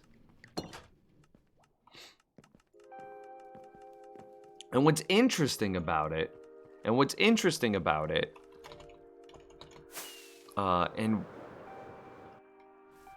let's see. Over here in my Discord, one of the viewers named Warfrick made a diagram as to how this base interacts with itself. So you can see the base over here on my right, and we're gonna just pull up the diagram here on the left. So you can see something like I don't know, what's a good one, right? The AFK skeleton farm is kind of at the heart of it all. The AFK skeleton farm provides experience, which then turns into tool repair because all of my tools have mending on them. That then feeds into something, say, like the tree farm. The tree farm, by repairing the axe that we're using to cut down trees, the tree farm then provides wood, and then we're running all of that wood through a bunch of storage systems, which we then overflow logs into a charcoal factory, which we then feed back into the wood storage system. The AFK skeleton farm is also feeding experience, which we are running, I don't know, like everything, man. Here, maybe the iron golem farm will be a better way. No, let's continue with the tree farm. The tree farm requires bone meal, and the bone meal we're getting from a composter. The two ways that we're composting bone meal, one of them are coming from poppies, which we're getting from an iron golem farm. The other way that we're getting bone meal through a composter is through a melon pumpkin farm. Looking at the iron golem farm, we have a bulk iron storage, which this isn't updated, but we are in the process of adding. So here's our bulk iron storage. 3 different villagers to trade that bulk iron in for to get emeralds, so there should be a bunch of flows off of this. And then the melon pumpkin farm also feeds into a melon pumpkin bulk storage, which we then trade into villagers, which then gives us, that's where all of our golden carrots come from. We also take carrots and potatoes to trade into those same villagers, because a farmer will buy pumpkins, melons, potatoes, and carrots, all buying them for emeralds, which then makes it really clean to get a bunch of golden carrots. Well, then we have, it's a combo farm, potato, carrots, and honey all together to do, which is over here. So it's a potato, carrot, honey farm all at the same time, which is why we have flowers, and you can see the bees happily working inside there, getting pollinated and producing honey for us. So then the honey farm is being fed by the mob drops from a darkroom mob farm. Specifically, witches can spawn in a darkroom mob farm. Witches can drop glass bottles. We send those glass bottles into the honey farm to then turn them into honey bottles, which we then send back into the mob farm storage system, which is over here.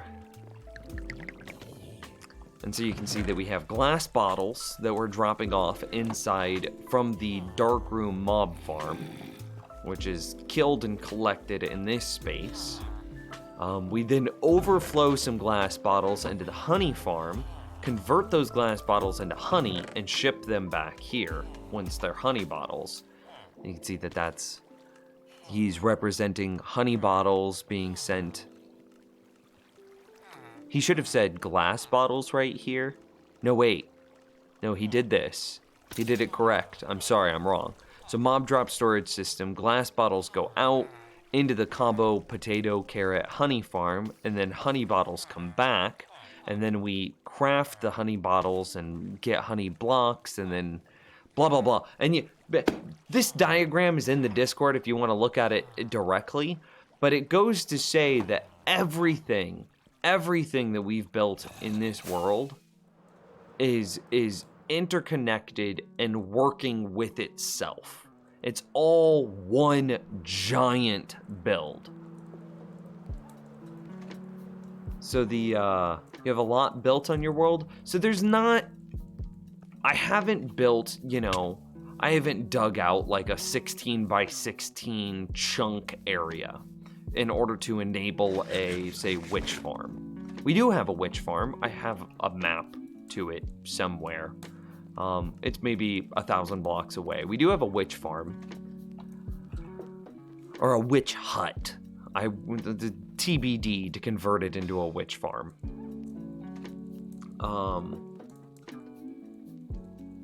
I really want to make a guardian farm, but we haven't found a guardian temple yet. Chat tells me that there's a way that we can take a cartographer and then they will give us maps to the appropriate place. But I don't know anything about that.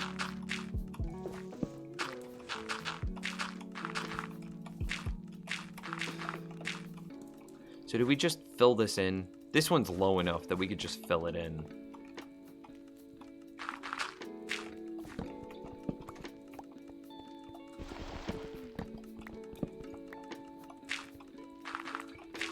That's kind of, I mean, it's a very brief world tour.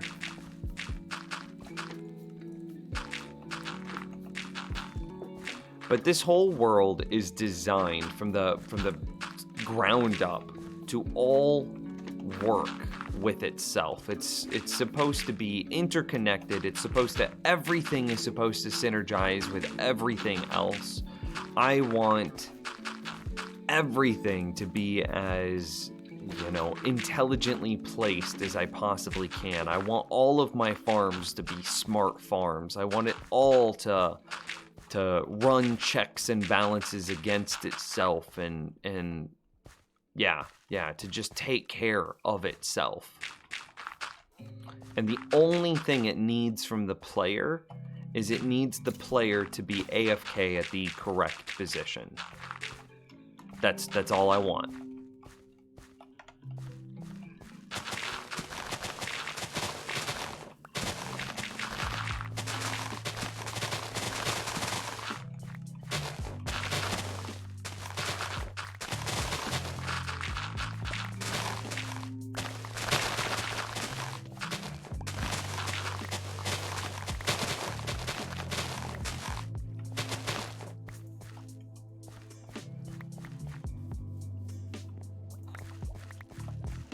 And so far, I think I've been doing a pretty good job about accomplishing that goal.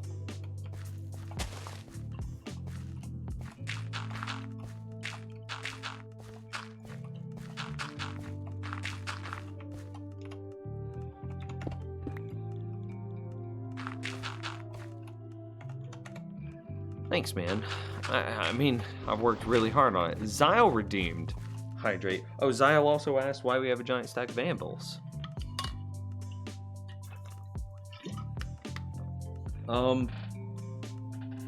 To flex with our iron golem farm. That's really all it is. Yeah, just a flex. Because there's something where it's just like, oh yeah, no, I just have like 4 double chests of iron just sitting here, ready for me to do something, anything. By the way, we hit a new sub record with Zyle sub. 150 subs, dude! 150, I got it updated.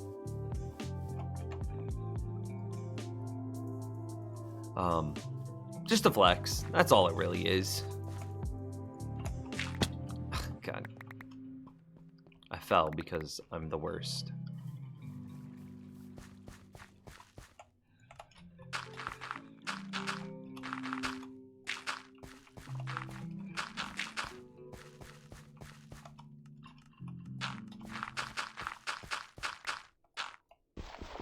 I thought so, but wasn't sure. Yes. It's just a flex. That's all. Nothing else.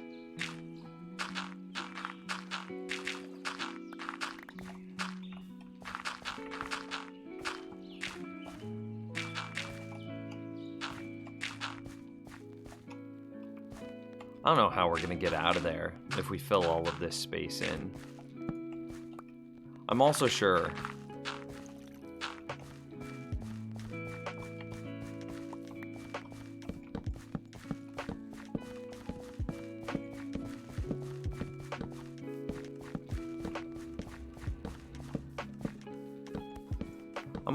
that we're going to end up having problems with like light here in the future.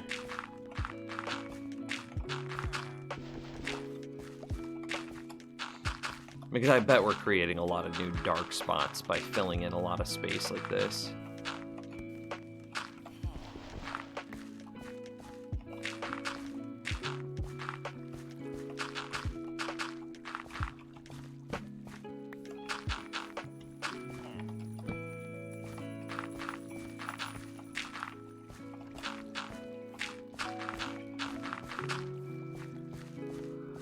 All right, well, that makes it a lot easier to move through this area. Are these real? I didn't think so. Are you real? No.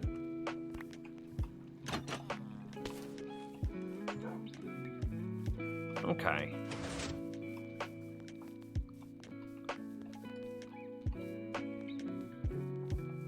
A bit easier to move through. I like the sad pumpkin over there. Wait, where's a sad pumpkin? I don't see a sad pumpkin. If only you had like 10 people not subbed watching, we could push it higher. Is everyone that's watching right now subbed? We did have a ton of gifted subs this month.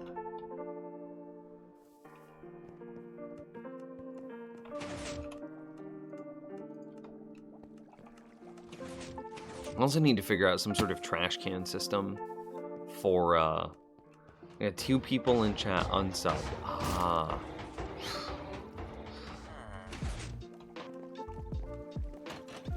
The only trash can that I've really implemented into the world has been this one. I don't think I should trash flowers.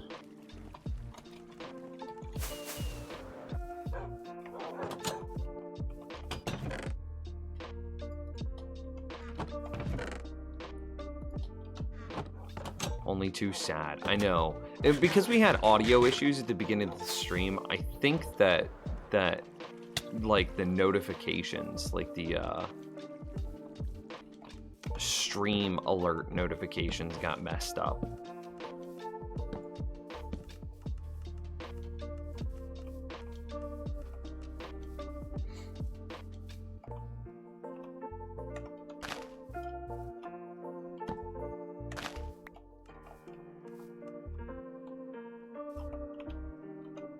There wasn't another notification. Yeah, that feels bad.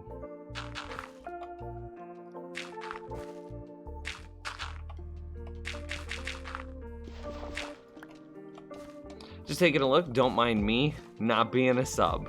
Oh, okay. Normally, I think we sit about, what was it, like 30 to 40 subs?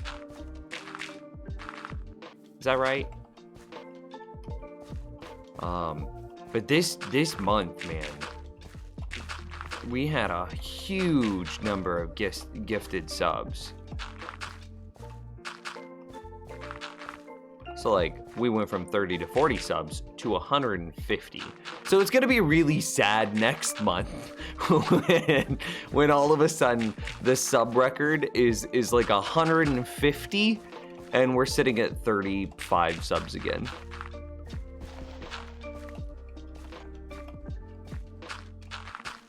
That's true. That's true, Gareth.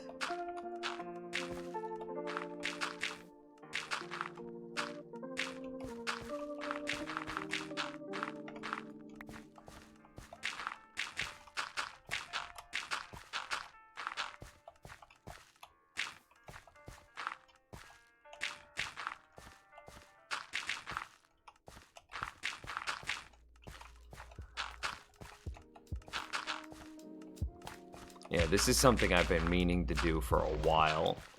Because moving through this, like, ravine, or the area around the ravine, has just been a nightmare for a long time.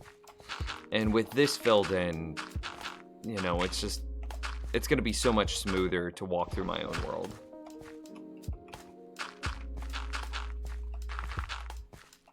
Just taking a look. Wow, you caught us at like one of the most. This is probably the quietest stream that we've had in a couple of weeks, because, and it's just because my computer BSOD'd today. I got the blue screen of death in the middle of a live stream, nonetheless, which means that, you know, I quickly, you know, tried to fix the issue and then bring the stream back up online. But because we took the stream down and came back up online real quick, we didn't get a second sub alert, which means that we have not as many people in the stream as we normally do.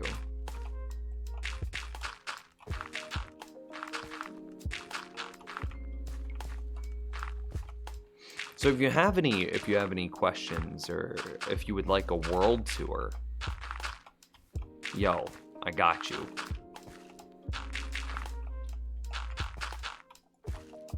I think that's the ravine mostly filled in. Just one layer thick, though.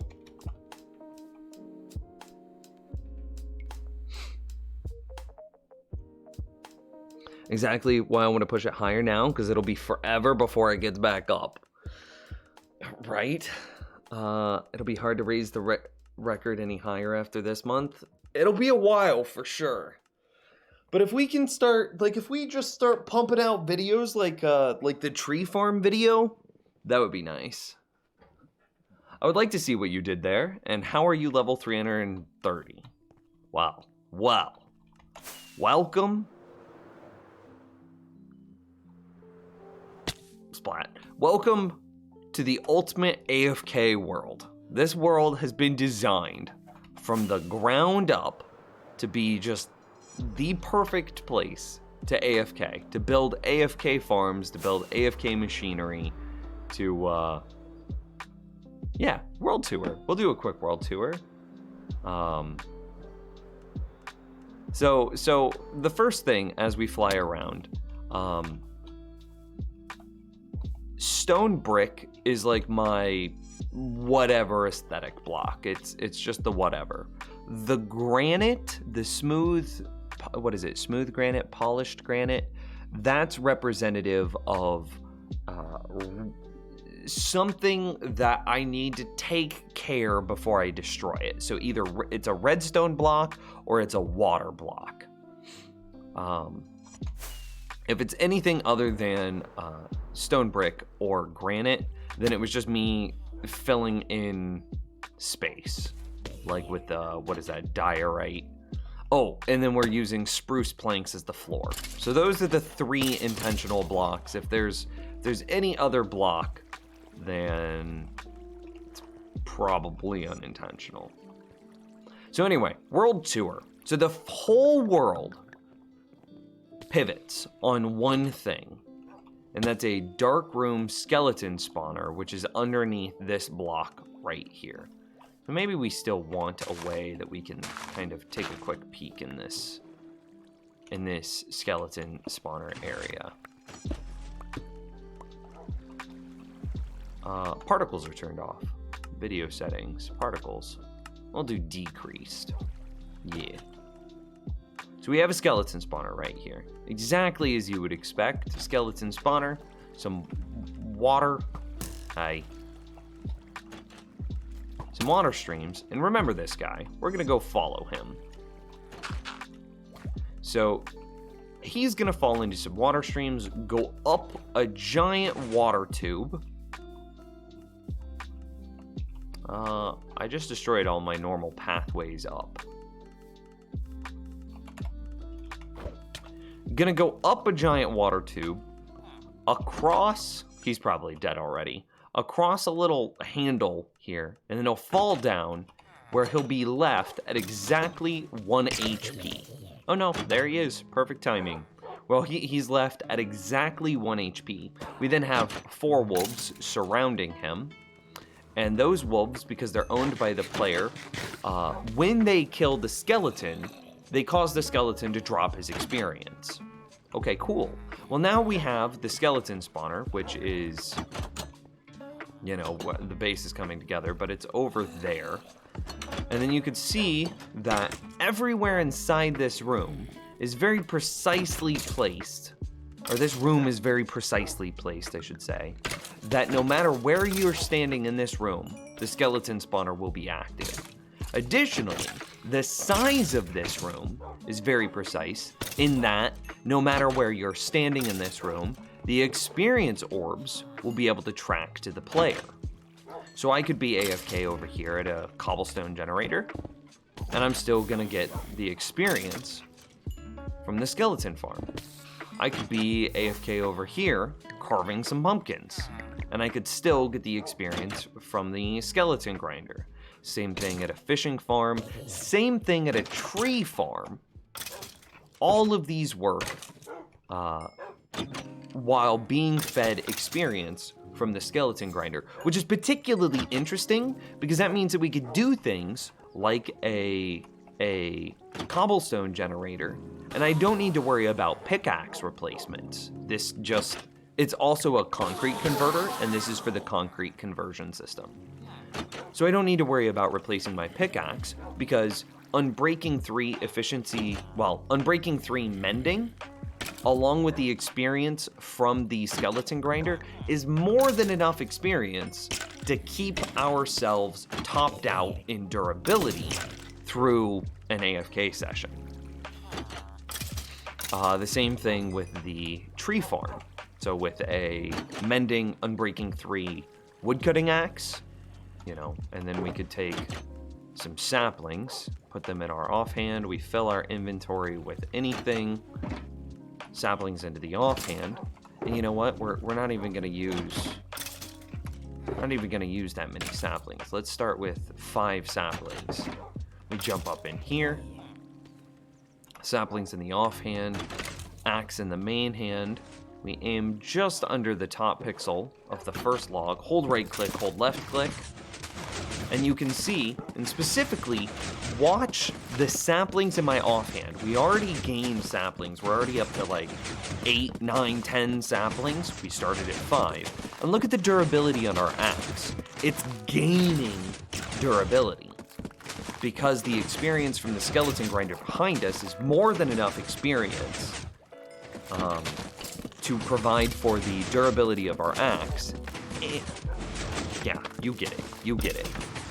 Well then the last thing that we need inside of this, here, let's fix our inventory, put those in there. We don't need those anymore. We'll just dump those into the system. Okay, cool. Well, you would say, hey Nims, but tree farms require a ton of bone meal. Well, you're right. So we have 2 ways that we're producing bone meal. The first one, and this is the lesser one, is the iron golem farm. Iron golems, when they die, they drop poppies. We run those poppies through a filter. So we have 2 filters right here. So here's the iron filter, here's the poppy filter. We run the poppies through a filter. The poppies get sent out around the base. And those poppies are eventually converted into bone meal back behind here. We also store some poppies for ourselves in case we want to do something like breed some bees. Okay. Or make red dye or something, right? So this is our small poppy supply. The rest of the poppies get converted into bone meal. But that's not a whole lot of bone meal. So we need a second system to create bone meal. And this, you can see the minecart system here. That's what this is. It's a pumpkin melon farm, which converts... Cool. It's a pumpkin melon farm. We can see here, here's our hopper minecart. Oh, and it just finished dropping off all of its melons and pumpkins, and then it goes back out, collects a whole bunch of new melons and pumpkins, and then comes back and drops them off at this station. Then it goes into this double chest, and then underneath the double chest we have a filter for pumpkins and a filter for melons. We then attempt to convert those pumpkins and melons into... I didn't mean to fall. We attempt to convert those pumpkins and melons into bone meal through these composters right here, and you can see that totally full. Totally full. And then that feeds into the tree farm. But what if it's totally full? Well, then all of those pumpkins and melons get shipped out. I really need to clean up the basement of my base. All those pumpkins and melons get shipped out. And you can see right here, I believe this one is pumpkins and this one is melons. Immediately underneath this granite and that granite are water streams. They carry over this way.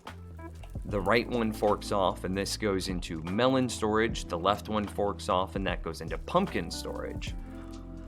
Melon storage, I'll just show you this one.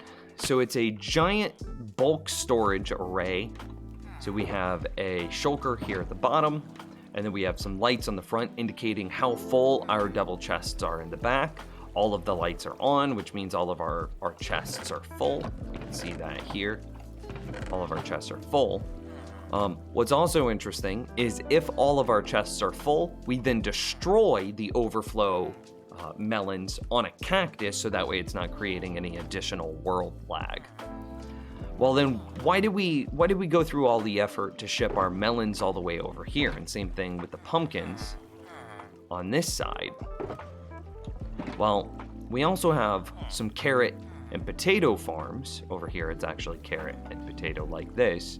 And the storage for the potatoes and carrots are here and here.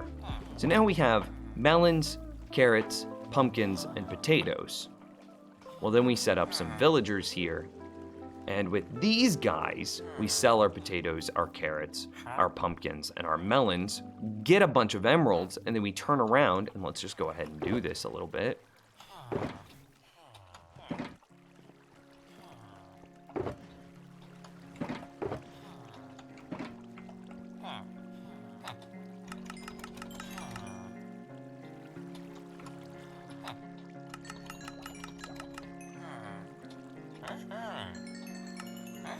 And we get a bunch of emeralds. And then with these emeralds, we can turn around and buy golden carrots. And that's where all of our food comes from. Because we eat exclusively golden carrots. Because it's a hardcore world. I don't feel like dying. We do need to figure out some sort of trash can whenever we do this, though.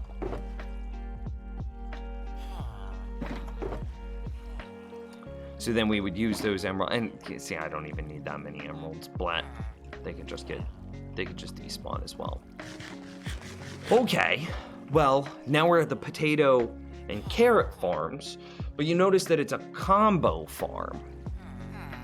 You can see there's beehives in the back. Okay, well, we do have beehives. So not only is this farm producing carrots and potatoes for us to sell to villagers to then get golden carrots, but it's also producing honey.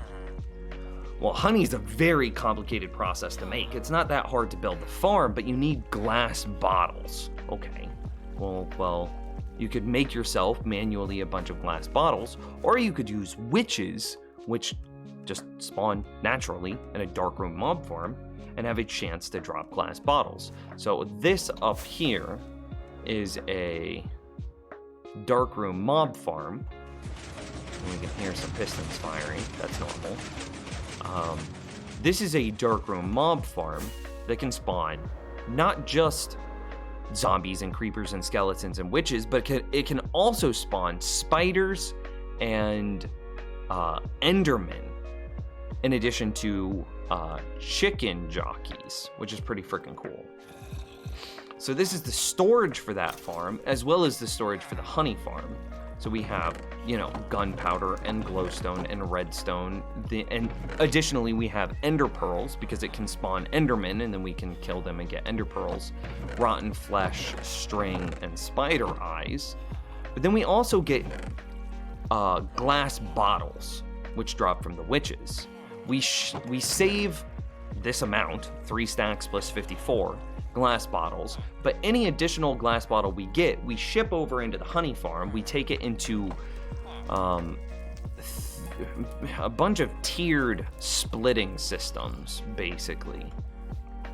So we take the single flow of take the single flow of glass bottles, and we run it through a perfect item splitter. So you can see here that our glass bottles are then going into a perfectly even distribution into these droppers. And then we send that up and away, and then we take that now 2 flows of perfectly even glass bottles, and we run that into a second set of perfect item distribution. And now we take our 2 glass bottle streams and convert it into 4 glass bottle streams. And then those 4 glass bottle streams are running our 4 honey farms. Okay. Well, now we have 4 honey farms running off of our single flow of glass bottles. And then we send the honey bottles back in here into this chest. Well, then we can convert those honey bottles into honey blocks.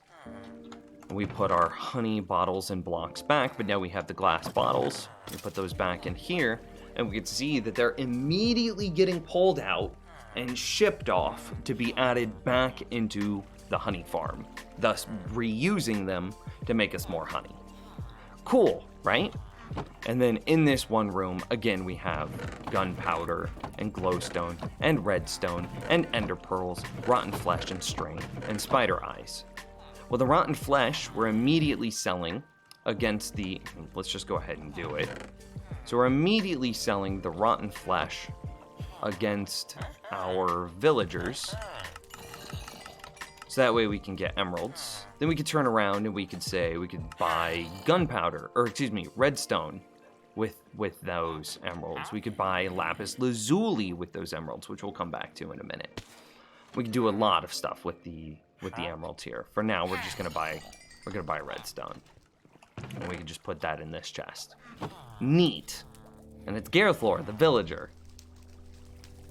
Yeah. Okay, well, we've also got some really interesting ways that we've set this up as well. So we've got the string right here, and we have a bamboo farm. Well, the bamboo farm, we have a bulk storage here. We take the overflow from the bulk storage and we run it into a auto furnace array, and this is how we smelt all of our stuff. And see, we've got green dye there. This is how we smelt all of our stuff. But also, you can combine the bamboo with the string to make scaffolding. And so that's very precisely placed out, so that way we always have that accessible to us. Neat, cool, I like it. Okay, additionally, we have the, what are these called? Cleric villagers right here. And we have the rotten flesh trade there. We can use the rotten flesh trade to get some emeralds. We can turn around and spend those emeralds on some lapis lazuli. Right over here, we've got the sugarcane farm. Sugarcane gets placed into this shulker. Sugarcane we can convert into paper. Over here, we're building the leather storage. So you can see that this is going to be where the leather gets stored. So we convert, or we combine the sugarcane paper with the leather to make a book. We then turn right around to these villagers and sell rotten flesh to get emeralds, emeralds to get lapis lazuli, and then we combine the book with the lapis lazuli to get enchanted books, and this is how we're gonna spam out enchanted books after 116 nerfs fishing farms.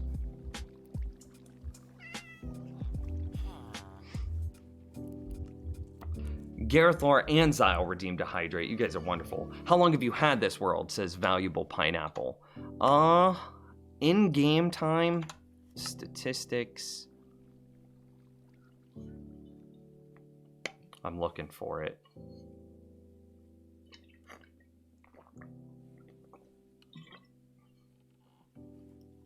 $21.4 days.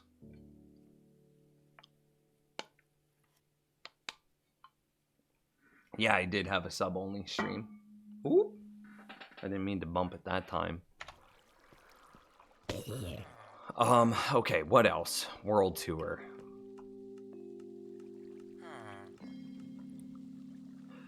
Some other stuff that we still have yet to add. So the sugarcane, I also want to have some villagers around, so that way I could sell the sugarcane paper and then get emeralds and then turn around and spend those emeralds on enchanted books, which will also supplement our enchanted book supply post 116 fishing farm nerf. What else?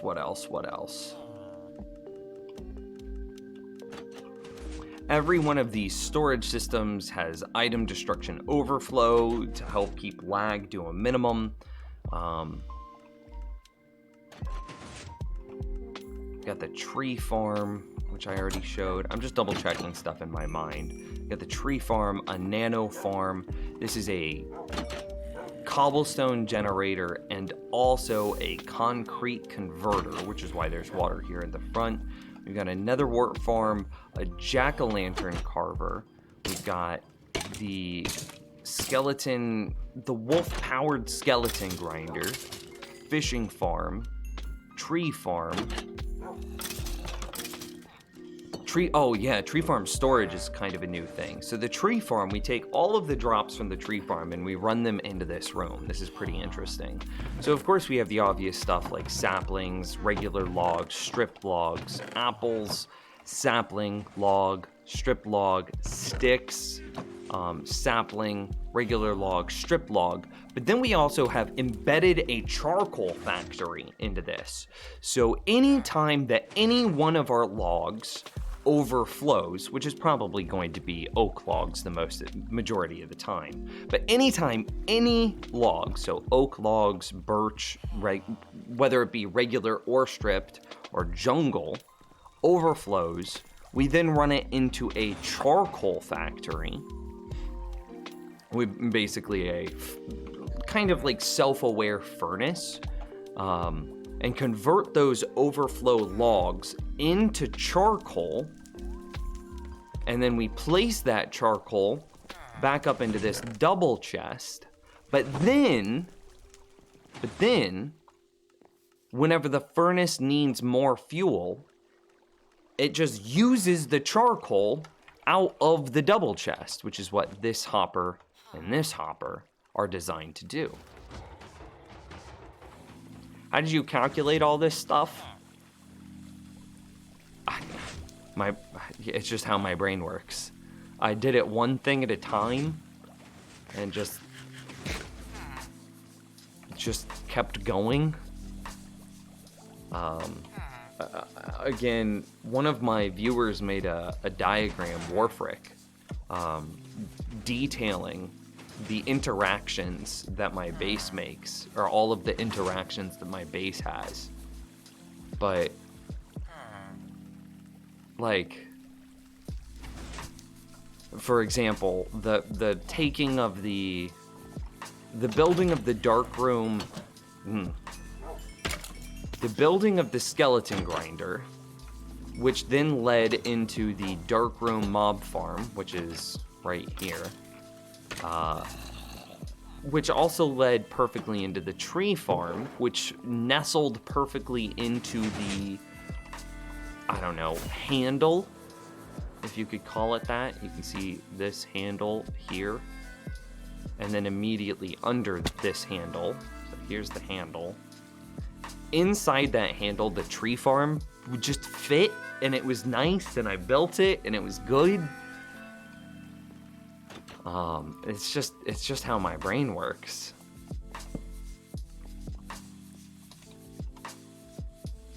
I just saw what you posted in the announcements. Did you have serious issues with your PC? Yeah, I think my microphone preamp might be dying. I'm kind of sad about it. Very impressive. Love the world. Thanks for the tour. Yeah. And I do think that's the majority of it. Obviously, there's a lot of like hidden redstone that goes into controlling how these things work. So like the redstone on the bee farm. And then of course we have to take the output of the bee farm and run it through a way, and then we have, dispenser clocks that we're watching, which this is a dispenser clock right here.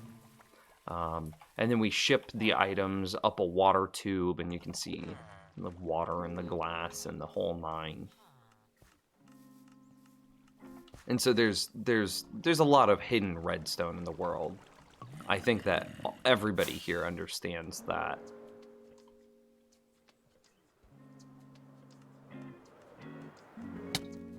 So, yeah, more water streams. Oop, I missed my jump. I missed my jump twice? Am I terrible? Seeing just more hidden stuff with item destruction overflow to prevent lag. Because, when we have this many things all running simultaneously on a local machine, lag's starting to get to be a problem. Let's see, here's just more of it. Just more of it.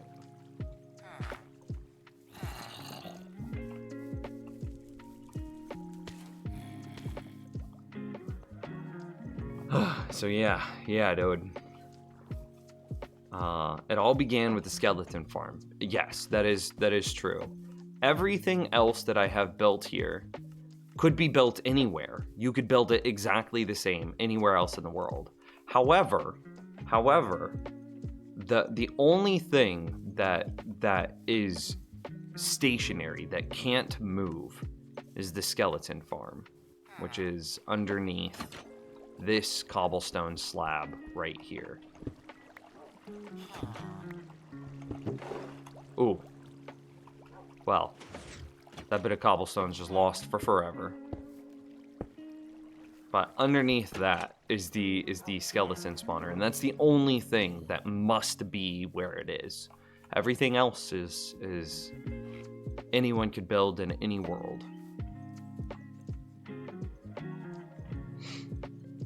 Is there like a tutorial of how all of that fits into? It's so amazing. Well, thanks for the compliment first. I have tutorials on several of the things out, so everything except for the perfect item distribution is of my own design.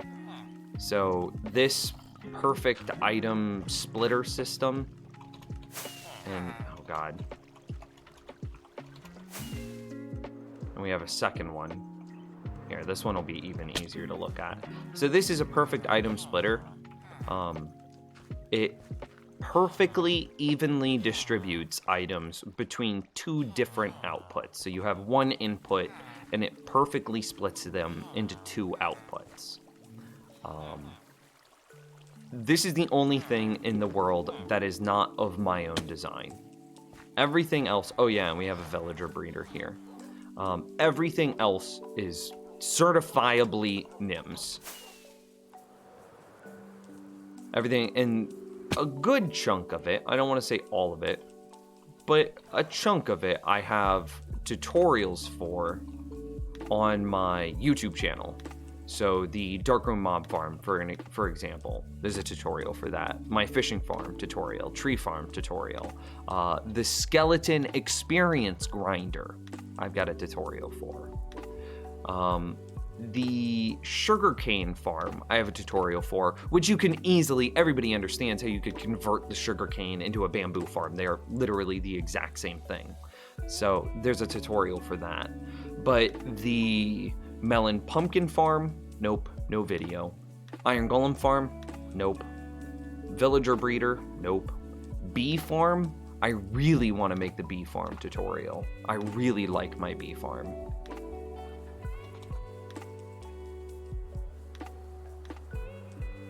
So a good chunk of it, there's videos on.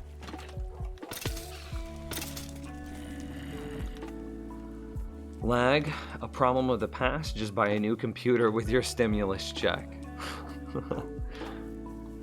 Yes, here's what I'll do, is I'll actually just I'll host this world on a second computer, and then I'll play on it remotely. So that way, the other computer is doing all the processing for the world, and then my computer can just stream the world. Also, by the way, that BSOD for you today was caused by your Focusrite driver, aka your preamp. Yeah, I know. I'm pretty sure that it's dying. I touched the wire on it. If I just touch the USB cable coming out of my preamp, I get a BSOD. So that's fun. And that's like, how much is this gonna cost me? I'm really hoping that the manufacturer has some sort of warranty and that I'm still inside the warranty. Focusrite 2i2, because that's what I have.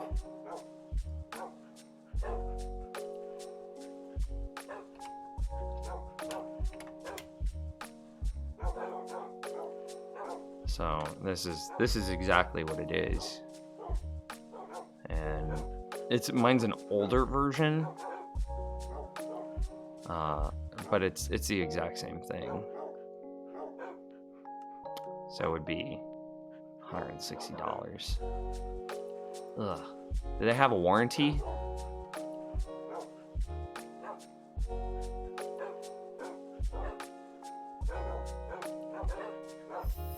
Three-year warranty on this and all other. Oh, I'm definitely inside of 3 years.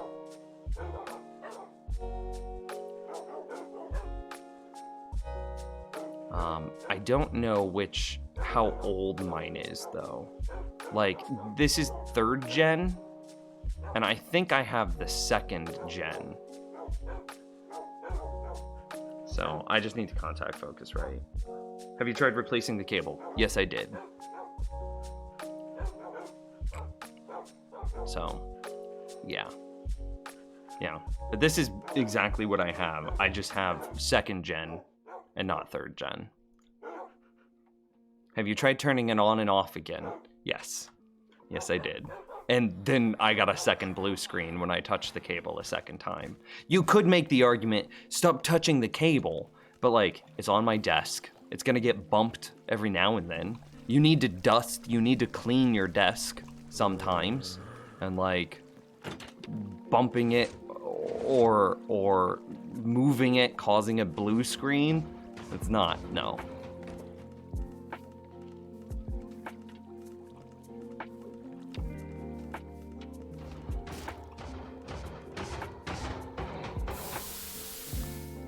Look at all that iron. So good.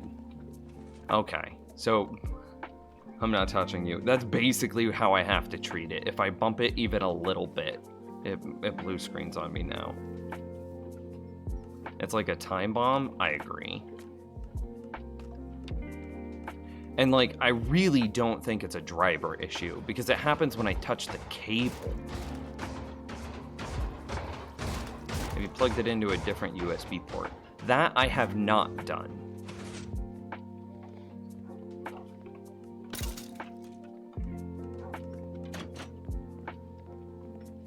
I'm wondering if what's happening is it has a short in it, and I'm shorting out my motherboard, and Windows says, "Oh hey, you just shorted your motherboard, BSOD."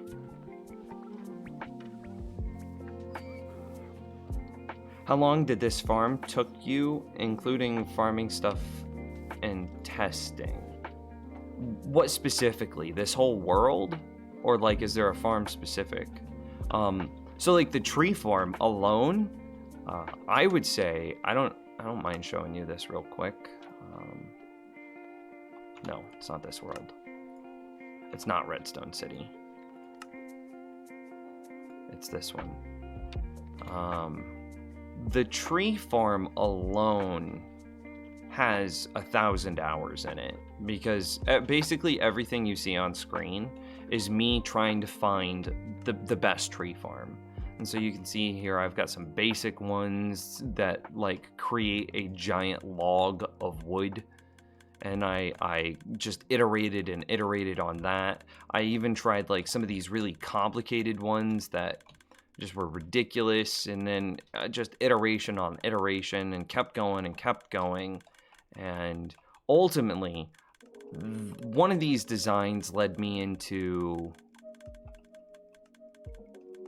it was something, I think it was this design right here, where I could like stand here and farm the tree or something like that.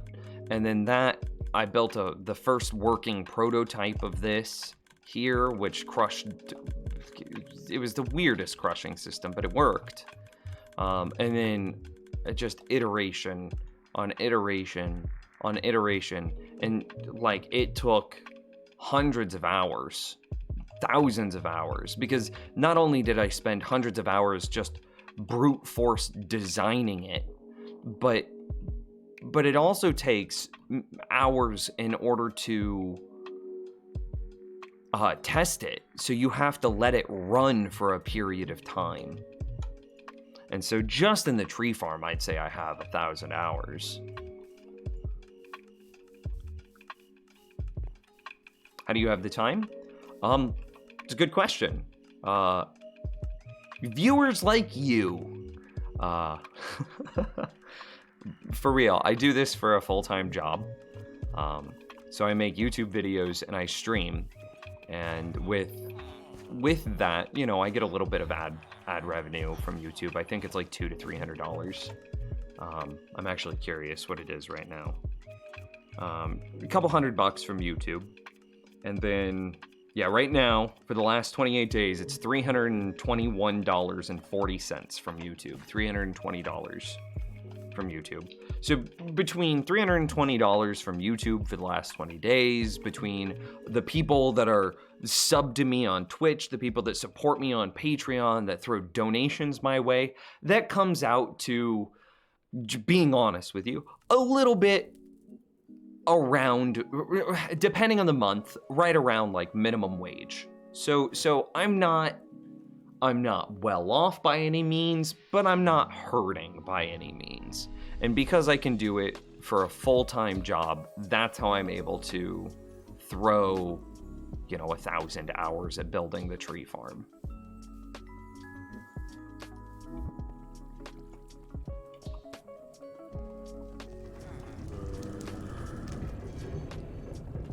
Okay, I wasn't on the stream last time. Can you bring me up to speed?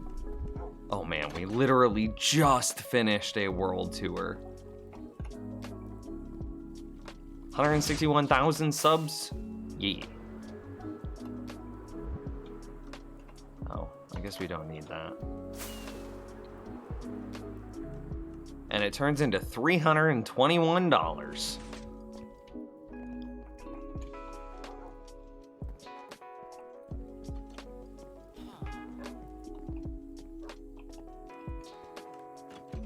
But testing for 1,000 hours means no content for about 1,000 hours. True. Some of that testing we did do on stream, which you could argue that, that's content for sure. But without a doubt, I wouldn't be able to make these things without people's support.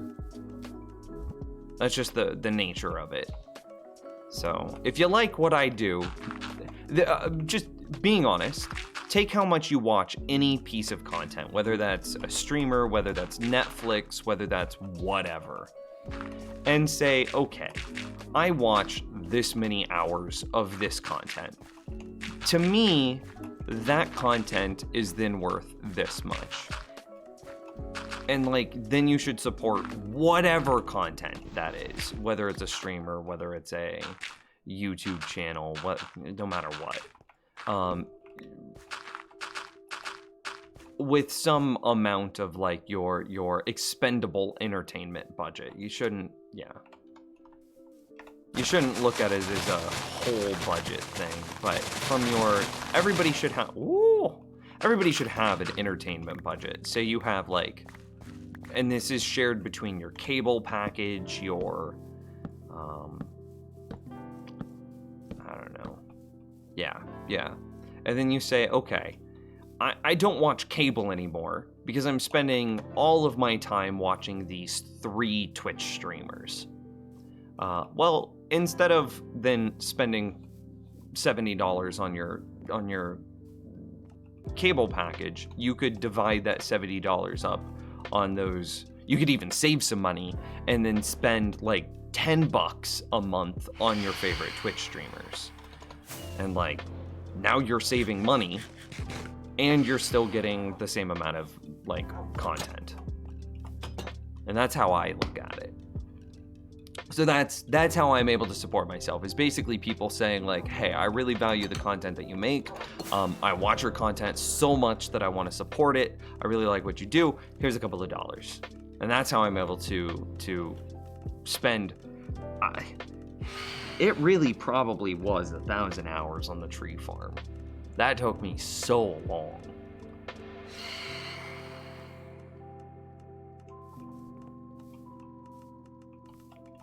But it turned out really well. And then there's also the reward that comes after it. So now that the tree farm got finished, the tree farm's video turned out to, It's about to break 1 million views. So it went viral. 997,000 views.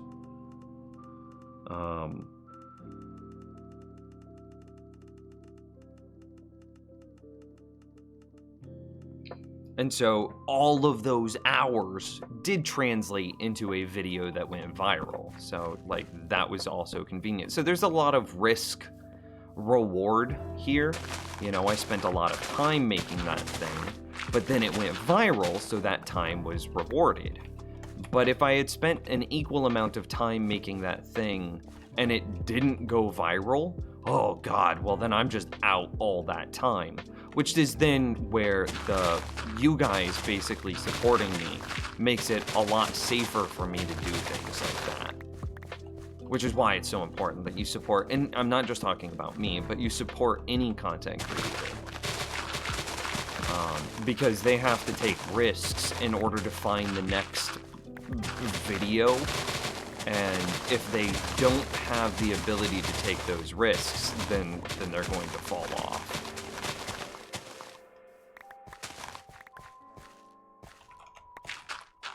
Which just loops back around to say how freaking appreciative I am of the people that are supporting me.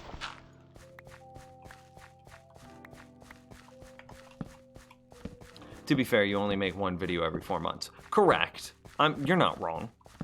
So he's referring to the $320 figure. I want to get that up to about once a week. That would be my ideal, but that's a long ways to go.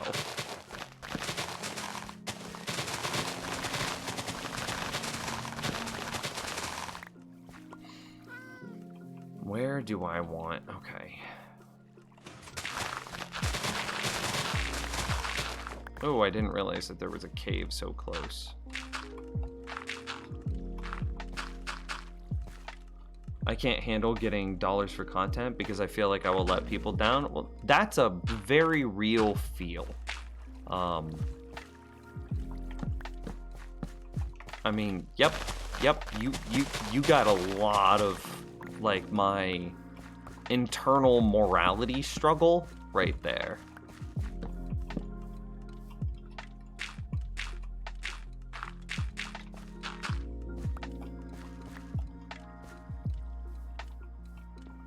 Which is kind of ironic that it turns into an internal morality struggle because I feel guilty because I recognize that like everyone that's supporting me is a person, right? And this is a weird thing, but like nobody ever really considers this. Whenever they see like a number of people, they kind of forget that each number of person is a full-on human being. I know that this sounds weird and it sounds obvious whenever it's said, but when's the last time that you looked at a figure? Like, I live in a city of 1 million people. I live in Kansas City. It's actually like 1.2, but that's neither here nor there. But like what boggles my mind is there's 1.2 million people in this city alone, and each person has a history, has wants and desires, has hopes and dreams, has loves and hates, has a rich and fulfilling life that is equal in like depth to my own. 1.2 million people. Imagine telling your story 1.2 million times, and that's the equivalent of the city that I live in. So then I'm sitting here, I'm like, okay, well, dude, I have 28 viewers here, right? Well, 28 viewers. These are 28 people that have a history, have loves, hopes, wants, dreams, goals, desires, each exactly equal to my own. And then a couple of them are like, hey, we really appreciate the thing that you do. Here's $20 so that way you can keep doing it. I know what $20 means to me, and then like applying that into how $20 might mean to these, it boggles my mind. It just boggles my mind. And then I end up feeling bad because I end up feeling like I'm letting people down, just like Reese said. And then that kind of stalls me, because then I feel overcome with guilt, and I'm like, oh God, no. And then I feel sad and depressed, and then that makes me not want to produce content. And then because I feel sad and depressed, I'm not producing the content that those people gave me $20 to produce, which then leads into a downward spiral of feeling bad because I'm not producing content, and then because I'm not producing content, I feel bad, which leads me to not produce content, which leads me into feeling... And on it goes. And there it is. There it is. And that's my Olympus. That's the thing I need to overcome.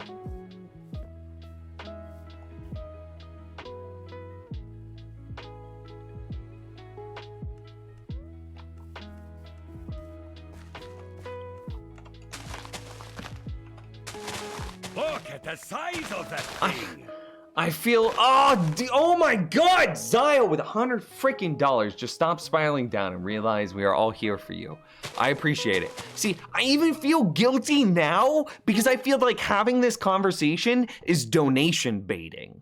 Like, I feel like just being like, oh yeah, no, I made only $300 on YouTube. That's somehow encouraging or trying to guilt you or tugging at heartstrings. And so while I'm super appreciative of the $100 freaking, I'm like, did I just guilt that out of him?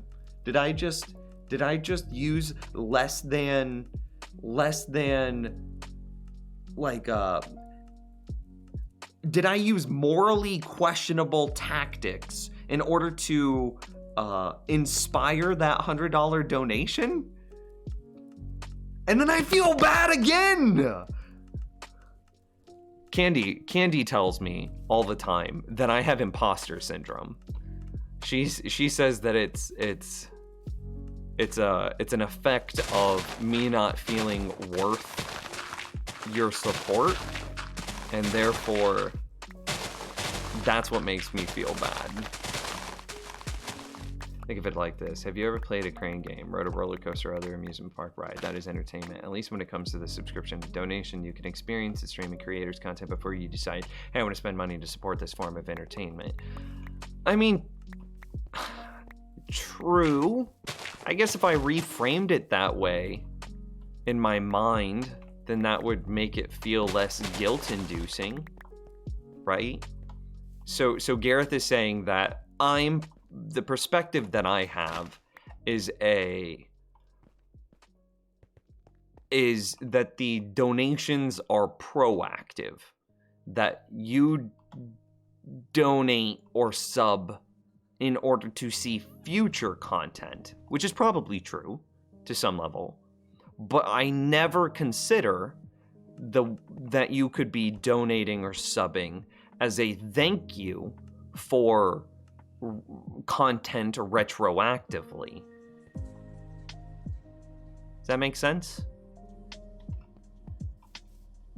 So if I changed my frame of mind and said that it was a reactive support and not proactive support, it would reduce the guilt. Is what Gareth is saying. I feel guilty for never reading chat. That's fair. I never read chat. I'm terrible.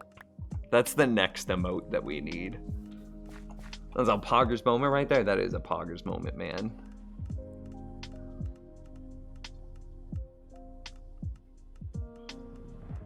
I've been monologuing. I need water.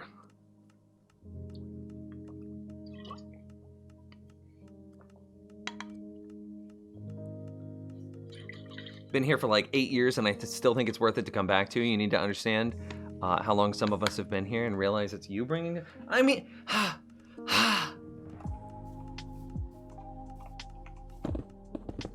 and that goes back into like imposter syndrome. I don't think that I'm particularly anything.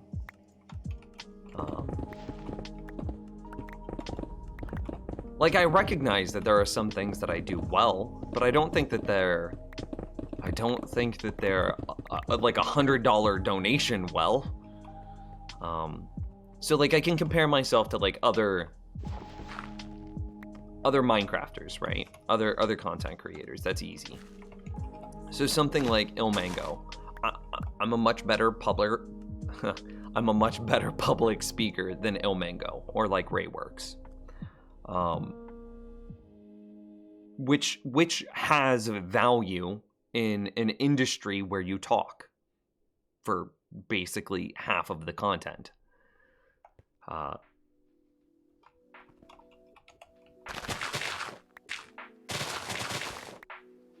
The designs that I make compared to, again, somebody like Rayworks or Ilmango are much more approachable, and like I have a much more approachable way that I look at games. I don't try to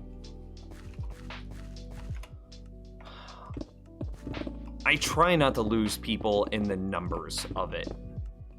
Obviously, in order to build stuff like this, I have to understand the numbers, and we have to broach the numbers sometimes, but I try not to lose you in the numbers, which could be something that you could say that I do better than other Minecraft content creators. But again, then I just loop around. Do I do this so much better, or am I so unique or so different that it justifies? I don't know. That's where the imposter syndrome sets in.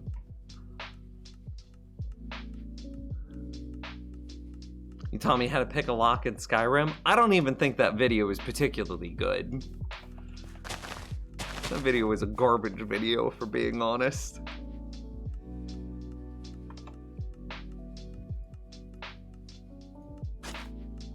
Oops.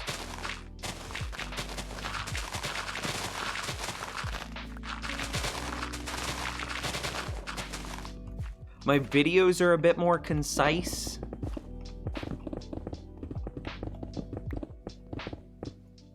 You know, I don't Karen you a whole lot.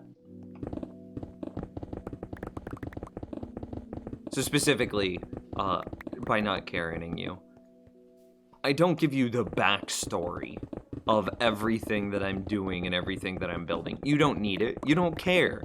You don't need to have a history lesson of fishing farms in Minecraft in order to understand that we need a new fishing farm in 1.16.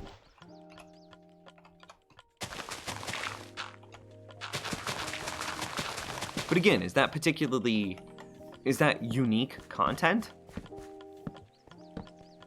Oh.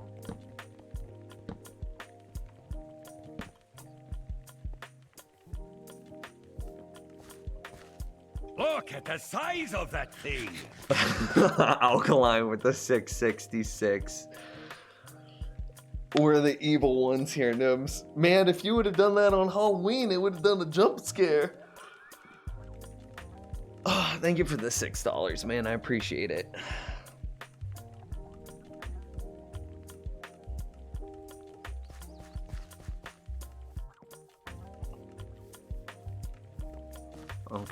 Okay. So Reese, that was a. I actually did backstory your question there, Reese. Kind of feel bad about it. But that's the super long-winded explanation of how I'm able to throw hours at things. Also, Nims, you're a bit of an inspiration, at least to me. That is a complete disconnect. I don't even understand how that could even be possible.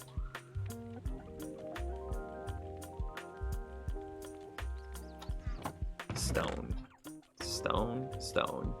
And that's not me trying to be like, oh, look at me. I'm so humble. Oh, I feel normal.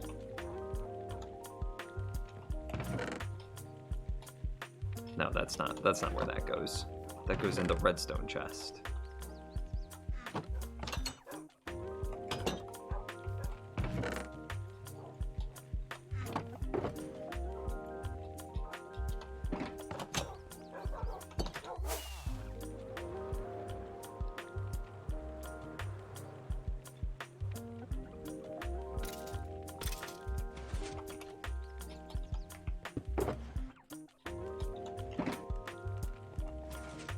So we need to take the string. Is that official? Are we taking the string out of the...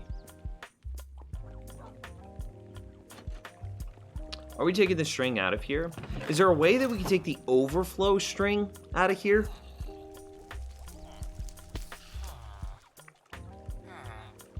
Actually, shoot, there might be.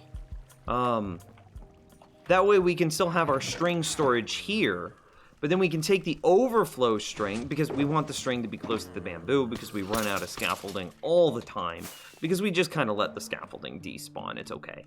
But we should be able to take the overflow, because it's just this, right?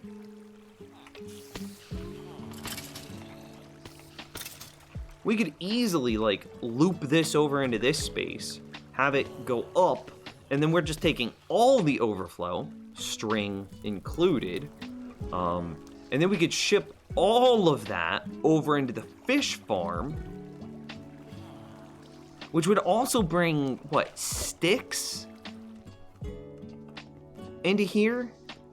Which we're not saving sticks, actually, so it doesn't matter.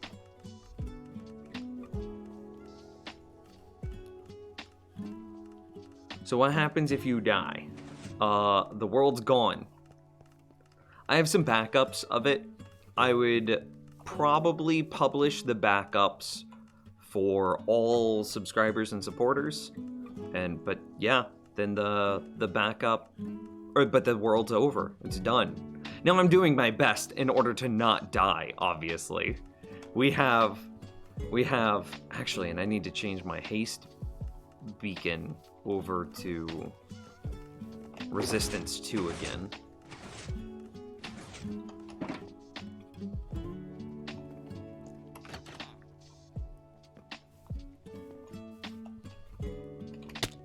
Oh, well.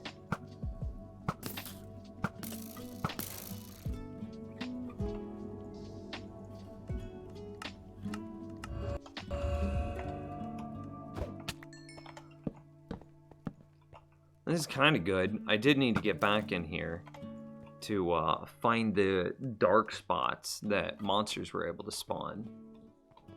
Now that we closed off the roof.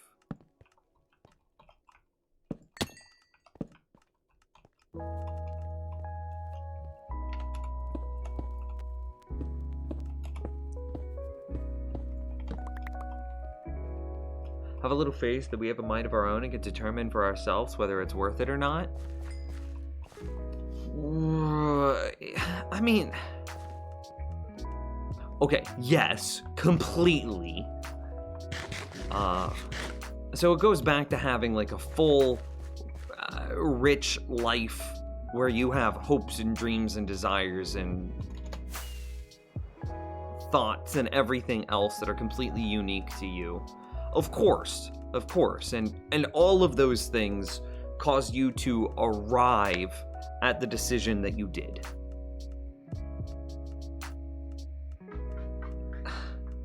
It still is, there's still a disconnect there for me.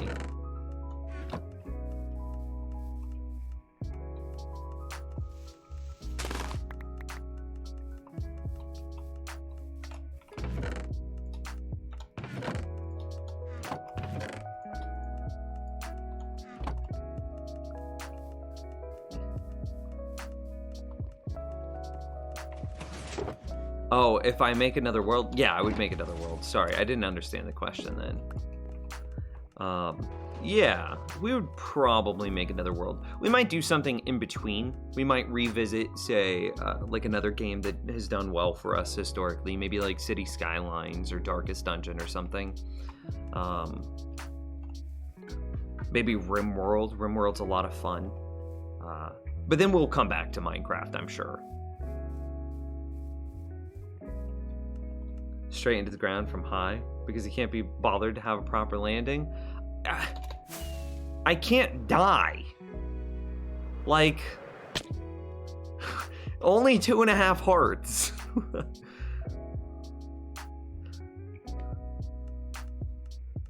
Yes, but that doesn't do his best to fit into the doing his best to survive theme. But If I were doing my best to survive in real life, then I would never get in a car again. If I were doing my best to survive in Minecraft, I wouldn't even be using Elytra. I would have my unbreaking, my protection 4 chest piece on. I would never fly anywhere. But there's just a level of convenience that's provided by Elytra that's worth the risk. I'm doing my reasonable best to survive. What else have you done, like in the Nether or the End? I haven't done anything in the Nether because I'll show you. I haven't done anything in the Nether because I know as soon as 1.16 comes out, actually we want to go this way. As soon as 1.16 comes out, we're going to reset our Nether to experience the new generation. Hey, bud.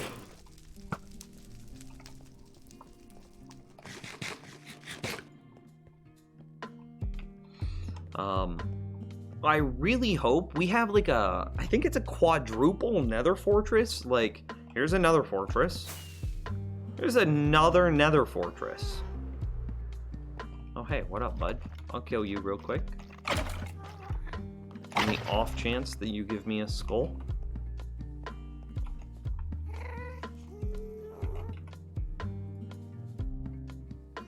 I actually want to save that gold. What?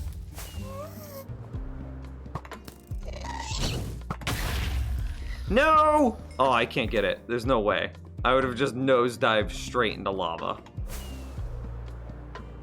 And we only have 5 rockets, so I think that's gonna be the end for this Nether adventure.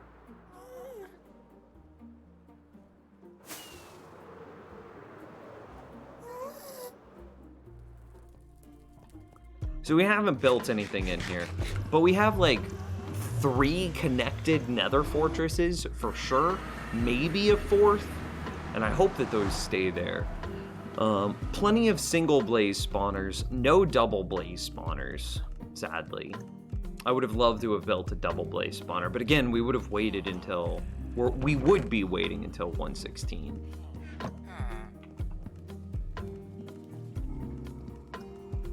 Overconfidence is a slow and insidious killer. It really is. The new RimWorld royalty playthrough, see, that would be fun. That's probably what we'll do if we die.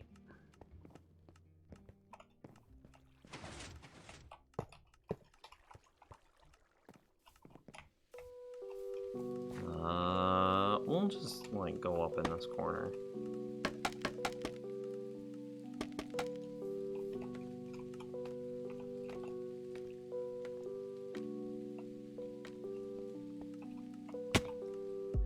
And nothing in the end, because there's only, what, 2 things that are worthwhile to build in the end, and that's honey farms and enders, I think.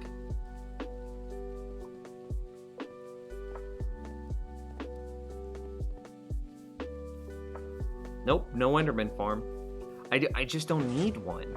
So the 2 things that an ender is used for is to get a ridiculous amount of ender pearls. Well, I don't have a problem with ender pearls. Maybe I don't have a ridiculous amount, but I have more than enough. And the other thing that an ender is used for is experience. I have 330 levels. I don't think experience is a problem either.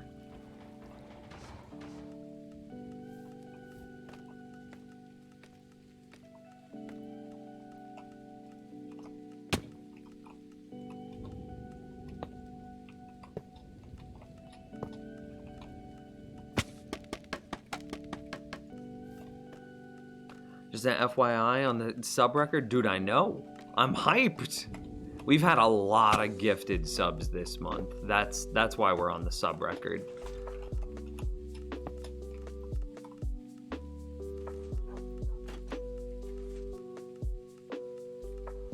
Yeah, dude, thanks. I appreciate the kind words.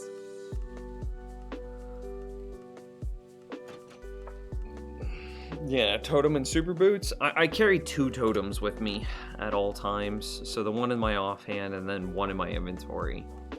And then we've also got the Feather Falling 4, Protection 12, Mending and Breaking. Seems like they need an end update more than another update. I don't think they're going to, though. What is this? Yeah, what the? Zyle just gifted 5 new subs. Be sure to thank the man if you were one of the gifted subs. Zyle with, what is it? Static Void, Reese, FH, Erzu, and Nick James. The real Nick James. Wild. Just a tad higher. Yo, I'll get that updated. 150? I have to update it manually is the thing. Which isn't that big of a deal. So, once COVID ends, and it should probably like a month or 2 still. Once it ends, how are we gonna break 155 sub record? I have to just get gigantic on YouTube and then convert all of those YouTubers, that YouTube audience, into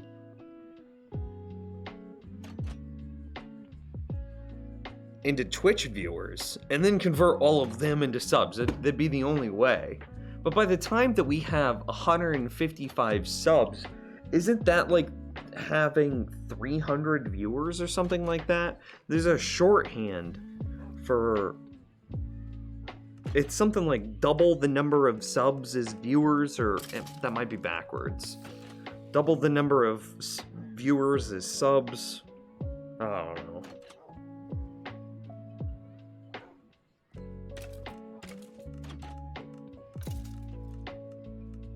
You could make it a stream label and it would do it automatically, and you could do the highest sub count to date? Nuh-uh. They don't have that as an option. Text. I'm just gonna test. Cancel. Read from file. Browse. Okay. Gotta find the Streamlabs files.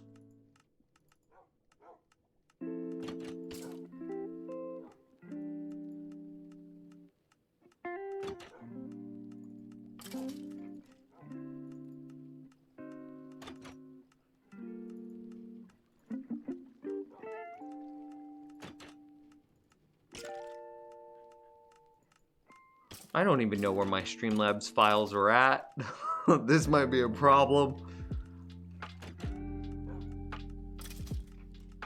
I could have sworn that they didn't have a thing. Hang on. Everything's gonna go black for like 3 seconds.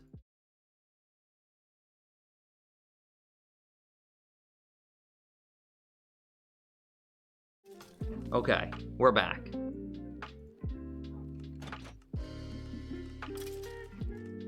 Okay.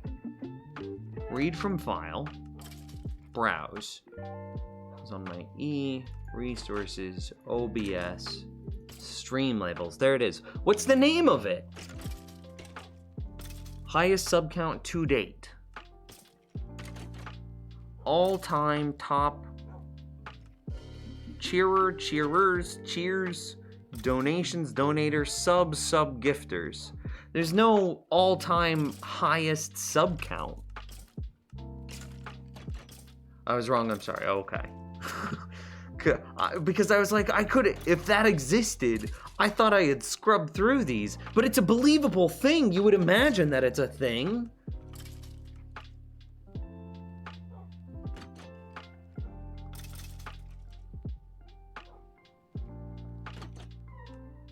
They need to add that, for sure.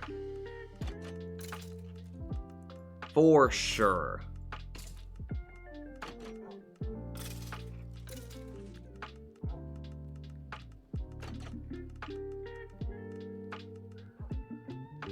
Is the sub activated automatically? Yeah, so like the donation, the most recent donation, the newest subscriber, the current sub count, those are all updated automatically.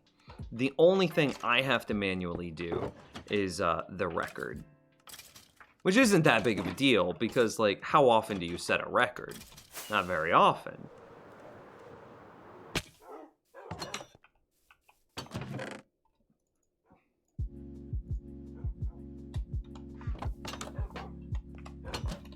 Well, we could make it often. Oh, buddy.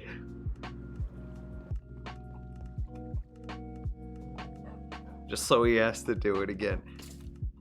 I mean, you could, but eventually, you're not going to be able to keep up.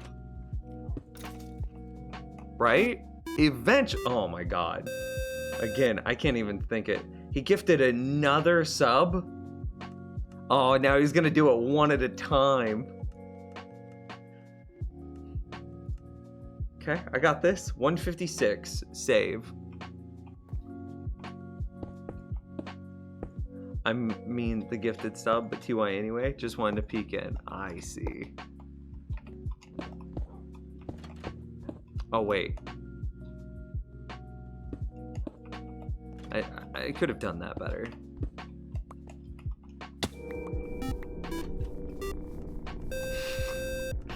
He's just gonna gift them one at a time.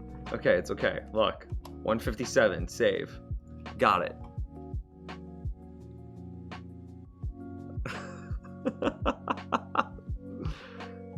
Maybe just update it at the end of the stream? Maybe. That seems like that seems too smart.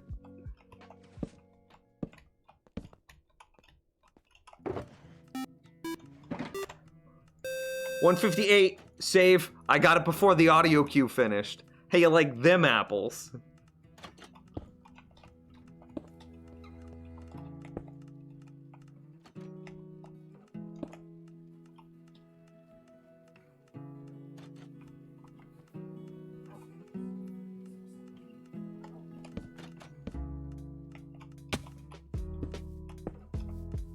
Zao, you're a freaking legend, man. Thank you for all of the gifted. Thanks for all the subs. If you got gifted a sub, be sure to thank the legend. Where'd I put all my carved or my lit jack-o'-lanterns? Ow. I'm trying really hard to stay alive in this world.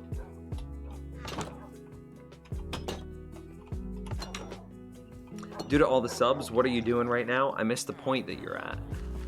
Working on a fishing farm auto storage and sorter. So that way, because I need to get back to AFKing in this world. Here, let's repair our shovel.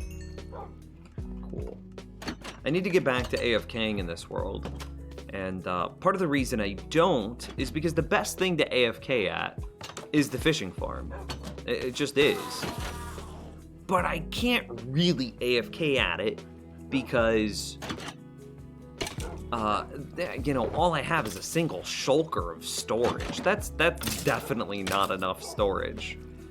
Well, and then once it overflows, it fills up my inventory, and then it goes all over the room, and it's just a terrible time.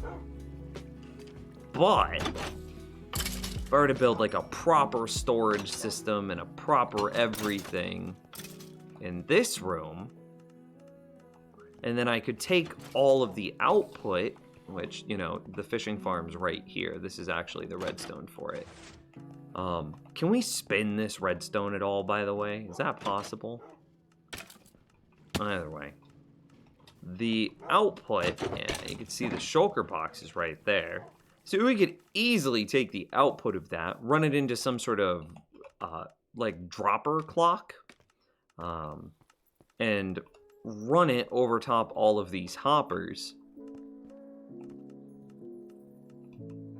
And then store all of the items out of the fishing farm.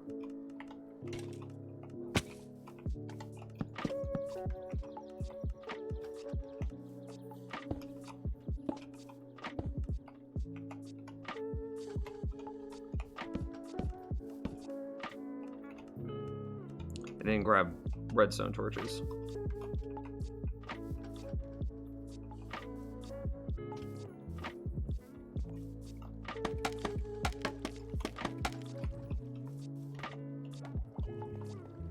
Watching a Minecraft stream while playing Minecraft is not ideal. You're like, was that a zombie near me or was that a zombie near him? I don't know.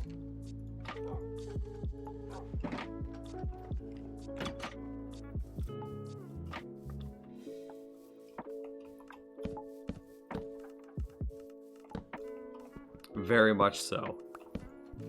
You're like, am I about to get exploded on by a creeper, or is the streamer just not paying attention? Dude, scaffolding is so good.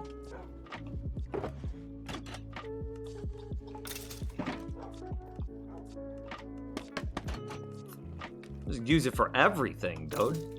And you don't have to ever question, is it a real block? Is it part of the build, or is it just I needed to get somewhere?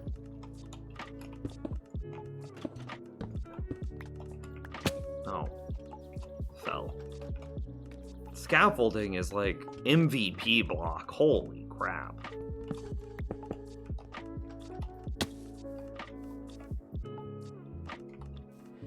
I'm about to run out.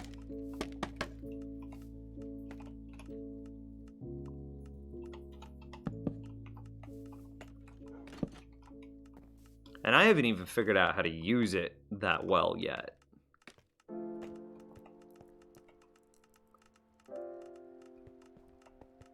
What's the jack-o'-lantern part in the redstone build? That's a good question. So I have a policy, and there are some people out there that would argue that this is irrelevant, but I believe in it, damn it. Redstone torches emit a light level of 6 when they turn on.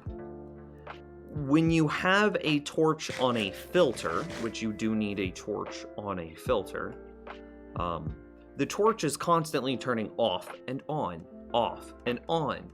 which means that you're getting a light level 6 update for the entire area around this torch. Light level updates are really intensive on a computer.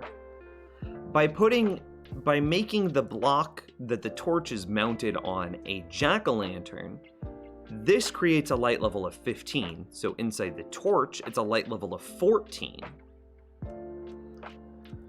While this overrides the light level update that would be created, well, the render update that's created by the torch turning on and off. There's still the light level update. You can't get around that. But the render update no longer happens. So by making it a jack-o'-lantern, I'm reducing the load on my graphics card.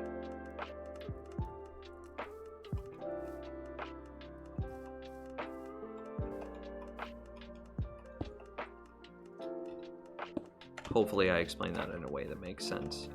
Which is why you'll see me use jack-o'-lanterns in areas that I have redstone torches.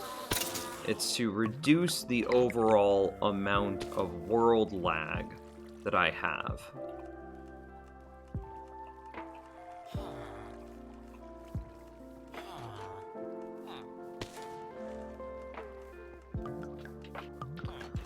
It's very likely that I will eventually rotate the entire world over to jack-o'-lanterns. I don't know how much lag torch particle effects consume, but it's got to be more than 0. And so if we are able to destroy every single torch in our world and replace it with jack-o'-lanterns, as an example, we will have we will reduce our particle lag by an amount. It has to be greater than 0. It could be a negligible amount. It could be like, I found a penny and now I'm richer. Technically, yes, you have a penny and therefore you're richer, but it's a negligible amount of wealth, right? By doing this jack-o'-lantern trick, it might just be me placebo effect, making myself happy. It's very possible. But it might also be helping for real. It does improve lag. That's without a doubt. But it could be the equivalent of improving lag by a penny. In which case, you know, did it actually help? There's the argument.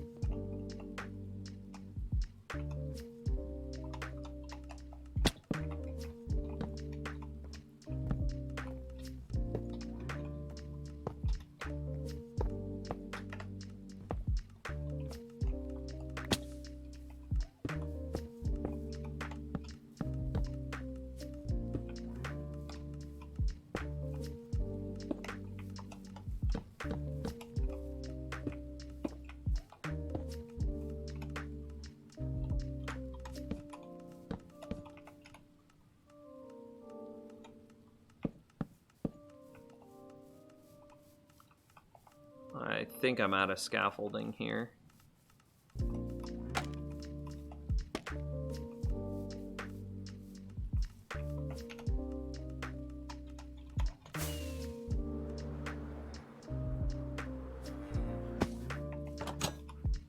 That's a pretty graceful flight.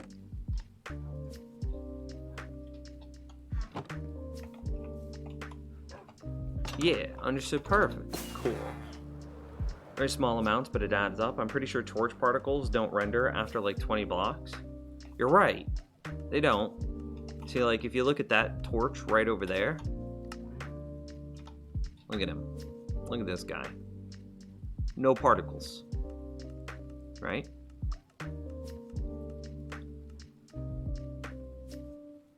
Okay, cool. So you're right. Torch particles don't render after however many blocks that is, because this one has particles. See, this guy has particles. This guy doesn't. However, look at how many torches we have inside of the particle range.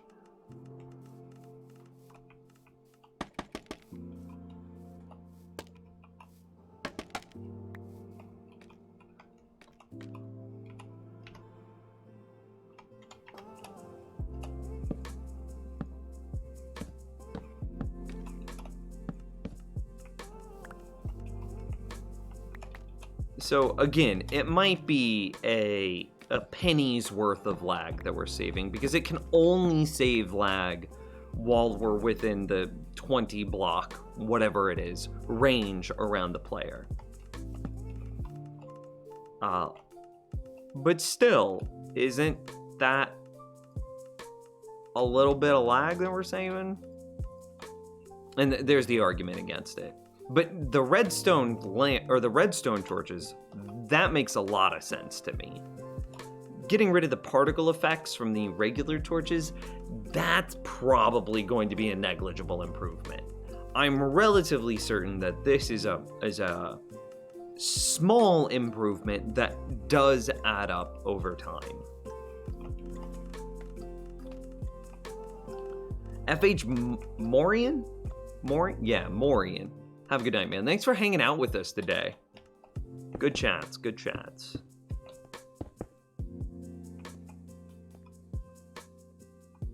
Looks good to me.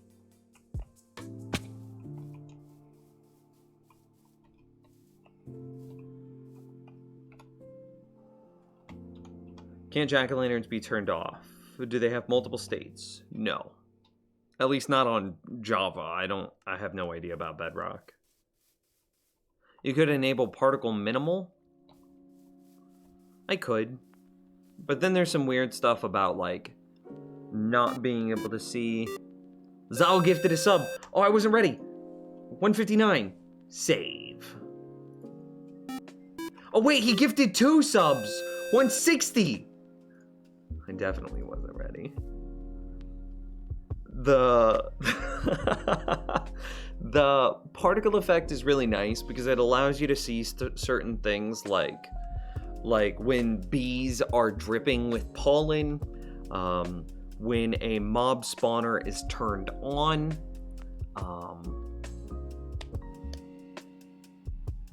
some other stuff that makes particles nice. If there was a way to have all but like 5 relevant particles shut off, I would.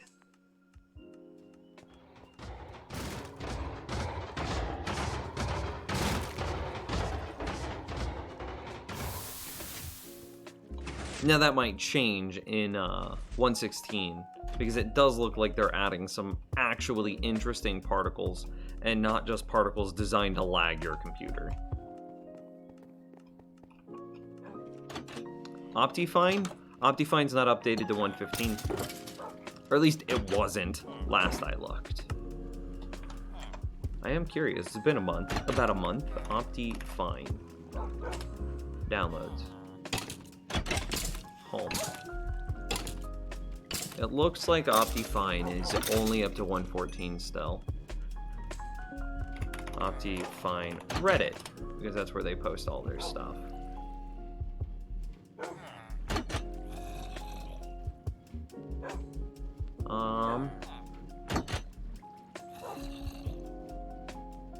Progress report as of a month ago. Optifine 1.15.2 is 99.4% done. So basically, when the moment 1.16 comes out, Optifine for 1.15 is going to come out.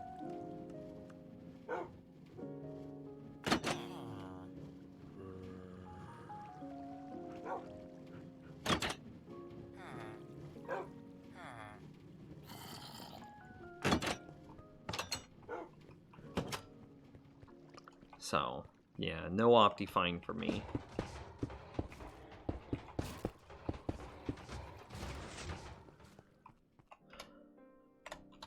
Fun fact, Mojang had the opportunity to buy Optifine, I don't remember, a couple years ago.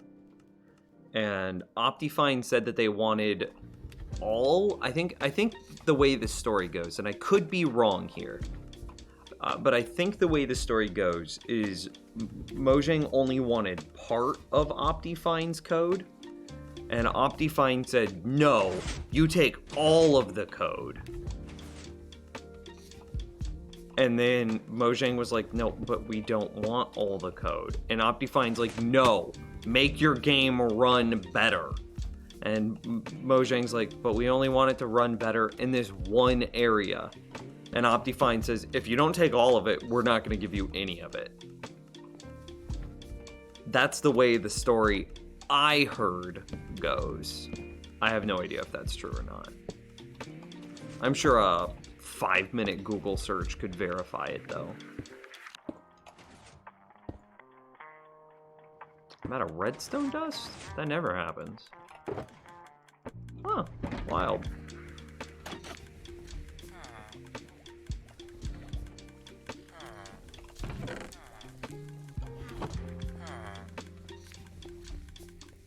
This song sounds like there's an endermite in it, so we're skipping this song. Who uses Google anymore? What do you use, bud? Is this my okay boomer thing? Just Google it? Is Googling things an old people thing now? Oh God, it's finally happened. I use Yahoo Finance. Okay, you got me.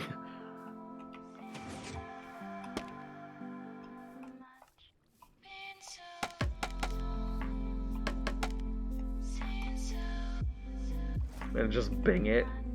Yeah, okay.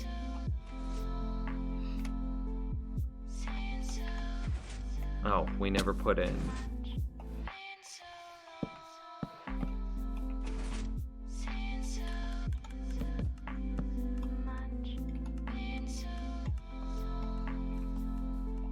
For real. Though I kind of hate the okay boomer meme, and I'm not even a boomer. It's a very dismissive way of interacting with someone, for sure. And it's however, I think that looking at it like that is kind of a... That's interesting. I think that looking at it just as a dismissive way of interacting with someone isn't quite fair to what it is. The OK Boomer started because of the, like, pick yourself up by your bootstraps sort of mentality that the generation, let's not say specifically a generation, because it's a mentality of people. My brother's younger than me, and he still believes that everyone can pick themselves up by the bootstraps, and that he also believes that there's not systemic wealth inequality. So the OK Boomer started as a response to the pick yourself up by your bootstraps, go knock on doors of places that you want a job at. And they're so out of touch with how to actually apply for jobs, because they've been, an employee for like 35 years at their company. They're so out of touch that they don't realize that if you walk into a place and ask to talk to the hiring manager, that's weird now. They're just gonna be like, just go apply online. Just what? What? It's gonna be the weirdest experience, and that's what caused the OK Boomer response. Does that make it any better? No, not really. Because rather than explaining to those people, like, hey, this isn't the society that we live in anymore, and then having the healthy conversation that helps reshift their worldview, you just dismiss their worldview as being antiquated. It's not good. Yeah, no, it's just not good.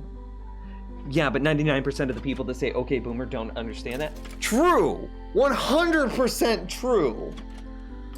But it's bad for not the reason everybody thinks it's bad. It's not because it's not that it's marginalizing a group of people. Where it is, and that's a little bit of a problem, but that's not the actual problem. The problem is that you're not including those people in a conversation that needs to be had about the current state of our society. And in order to change the state of our current society, we have to include those people in the conversation, which we are not doing by marginalizing them with language like OK Boomer. But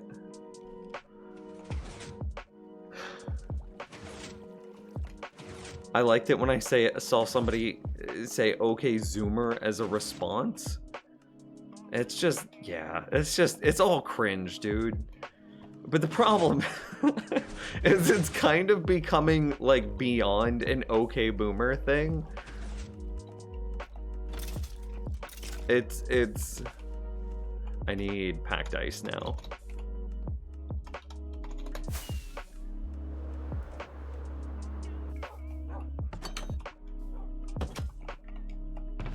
It's kind of taking, at least from my perspective, a new life in that. Actually, I'm pretty sure I have packed ice. It's taking on a new life in referring to anything that could be antiquated.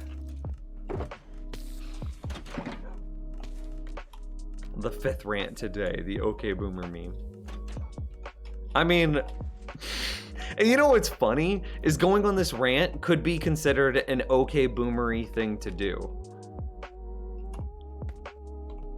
Which is, it's like a self-fulfilling prophecy of not being able to include those people in a conversation.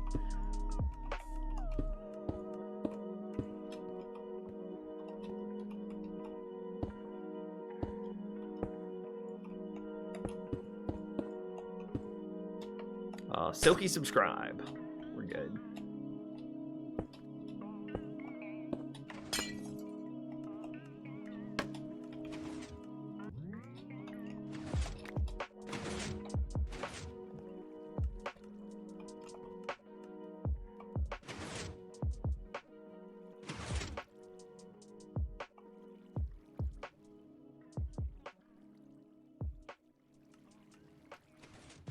How do we get item destruction at the end of this flow? Anyone know the alt code for TM?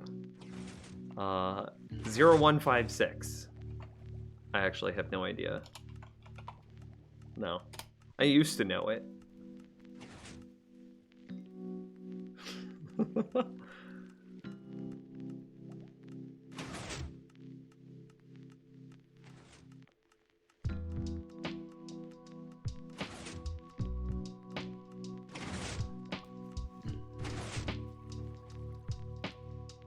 It's so weird hearing that, being close to 30 and having parents who were born during the actual post-World War II baby boom. I mean, same. That's my parent. That's me. I mean, I turned 30 in... Shit, I turned 30 in a month and a half.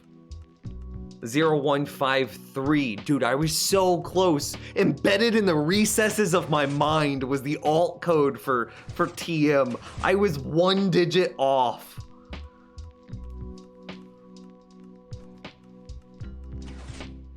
I don't know how, unless we change the chest configuration. Turned 30 in October. What up, dude? I feel you. It's like, shit, when did that happen? I think about where my dad was at this time in his life. It's like, my dad would have been just having his second child. He would have been 7 years out of the Marines.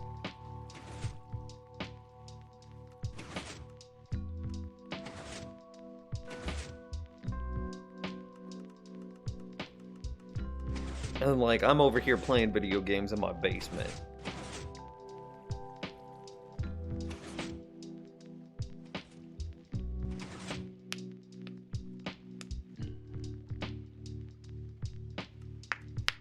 I wonder if you can put, like, make TM a part of your brand. Like, can you trademark soon TM? So that way it's actually soon TM?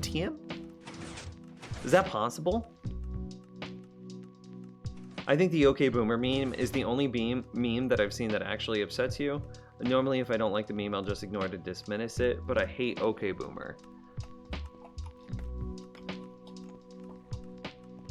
Do you know what about it makes you have that kind of visceral response?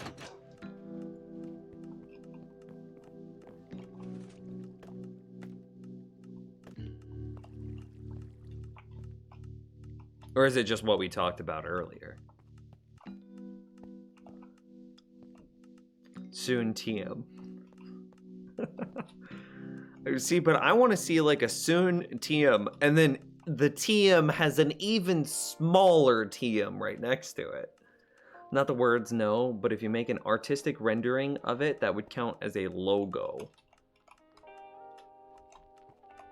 All right, we're gonna trademark soon TM, and we're gonna get it trademarked.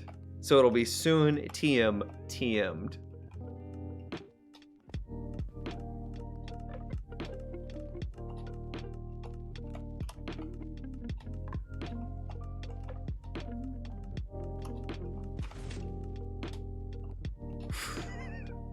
God, it would be such a dumb thing. That would be like one of those, if we actually did that, we'd be able to sue so many people. There's no way that can't be considered like public domain. By the way, I'm not just walking in circles here. I'm trying to figure out how we're gonna have some sort of item destruction happen here.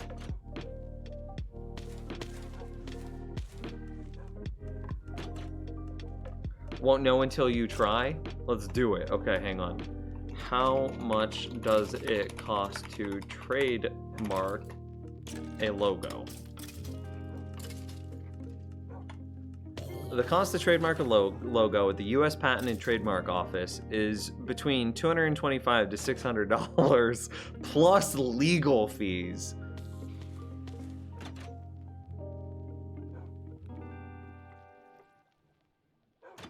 I wonder how much the legal fees are. Let's click this random website. Lawyers might charge between $500 and $2,000 to prepare a federal trademark application. Okay, so bare minimum cost, according to this random frickin' website on the internet, is $225 plus $500. So $725 bare minimum, up to a maximum of $2,600.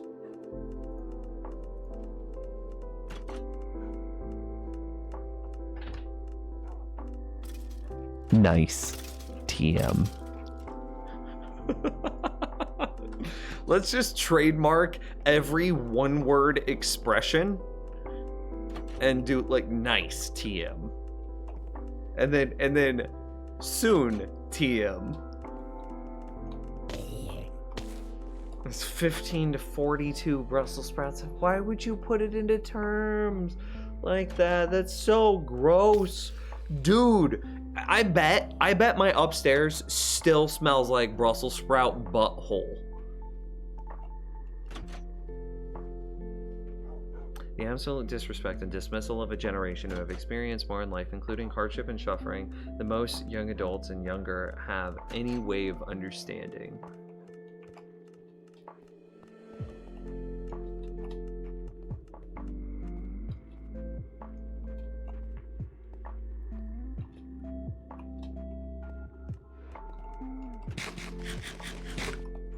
I mean, I have nothing else to add. I'm sitting here in silence and I'm like, do I have anything else to say to that? Because that's basically what I just said. It's like, yeah, no, it sucks. You just completely, and you need to include those people in a conversation, not dismiss them.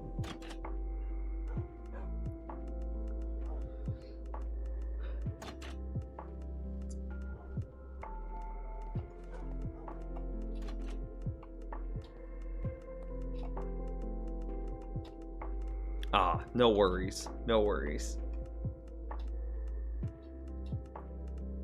You were gonna do it yesterday?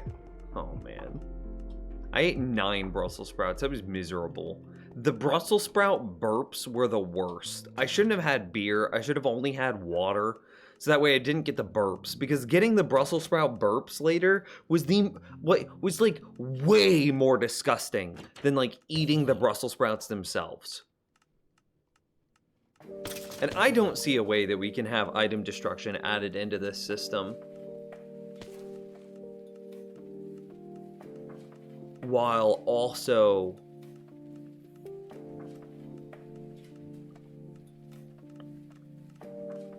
I just don't see a way that we can have item destruction added into this system while having 9 filters, or having a filter that ends against a wall.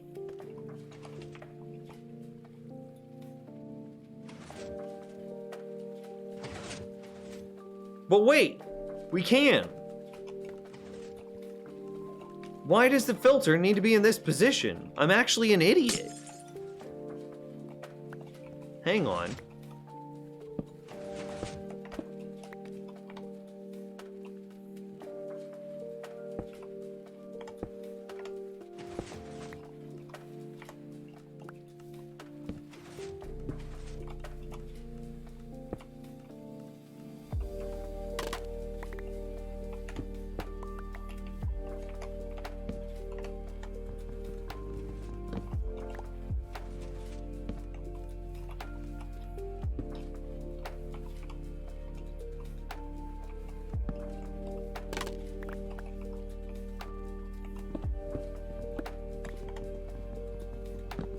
There's nothing saying that the hopper needs to go into the immediate back of the...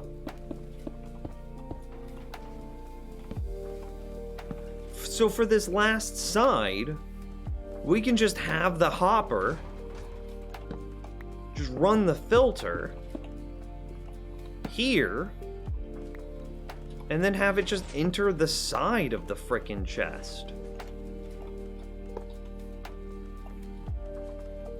Boom! And like, it's exactly the same, right?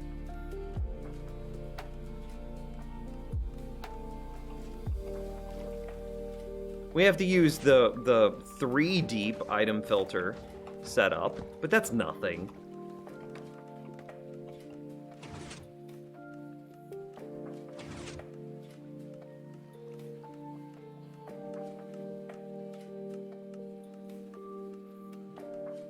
I saw you cheated and ate it at the same time as the chicken. Isn't that the reason that we had the chicken? But why is that cheating? Anonymous gifted a sub? An anonymous gifter. Oh, well, that sets our new sub record up to 161. Okay, and then we go... What, like... that?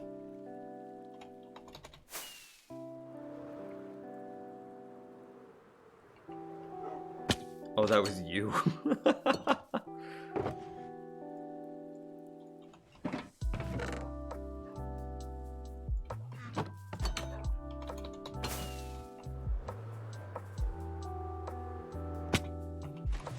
Perfect landing.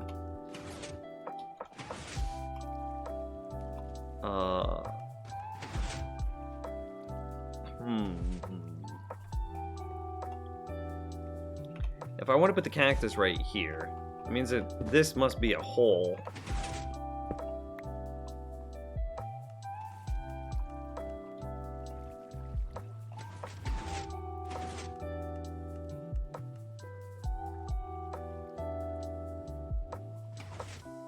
Sure. What, 7 away? 17 away, okay.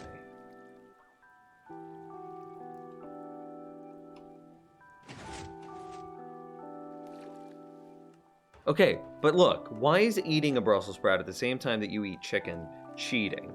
Because that's like, I ate Brussels sprouts with bacon, I had them with salt and pepper and vinegar and olive oil. Why is it suddenly cheating when you just add chicken? Lava destruction instead? Yeah, I think you're right. I don't think we do lava, I think we do fire. But I think you're right.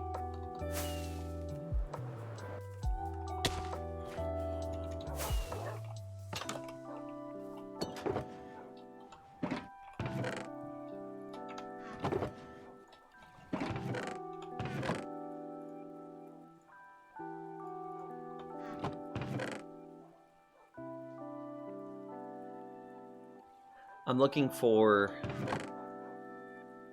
a flint and steel.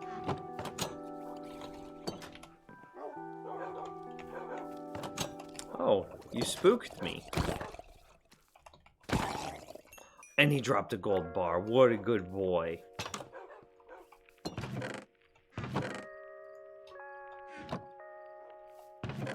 Or just drop it down the hole on top of the cactus. Okay, yeah, I kind of like that. That seems like a good idea, too. Let's try that as well. I don't know why I didn't think of that. Let's sleep first.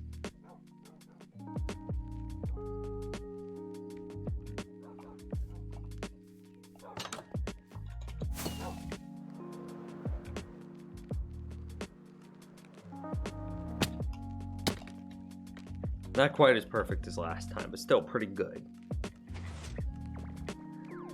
You know, it was snowing outside my house earlier today in Kentucky. In March.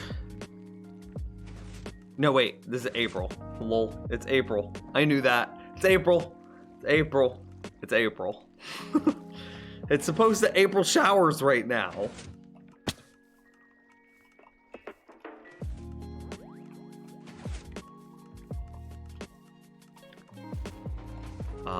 Let's see. So for item destruction, Okay, we need... I know what we need. Do you know what we need, chat room? Because I know what we need. We need... I need some more crafting tables around.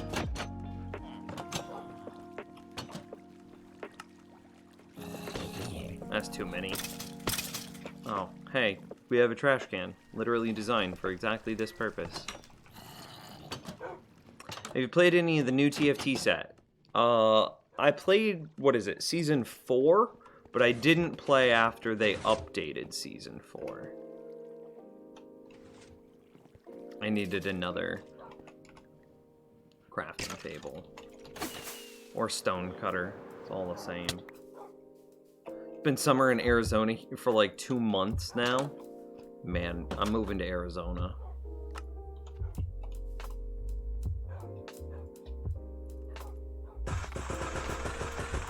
Wait, don't I already have 1,000,000 stairs? Yes, yes I did.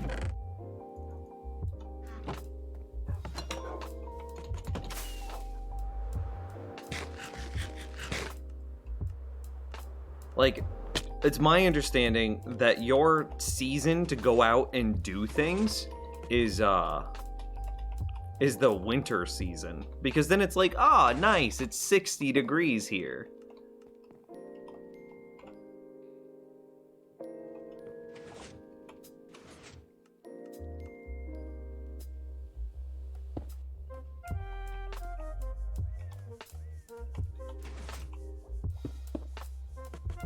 So we put up bars like this, and we know this works.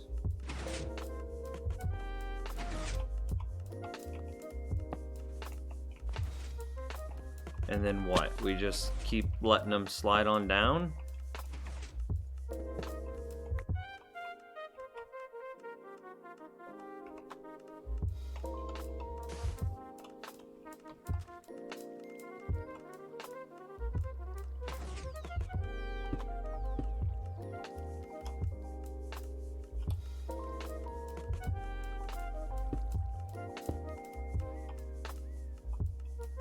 You think they'd get stuck there? It's probably not worth it. We just let them land on the cactus themselves. Oh, hey. My dad just messaged me about...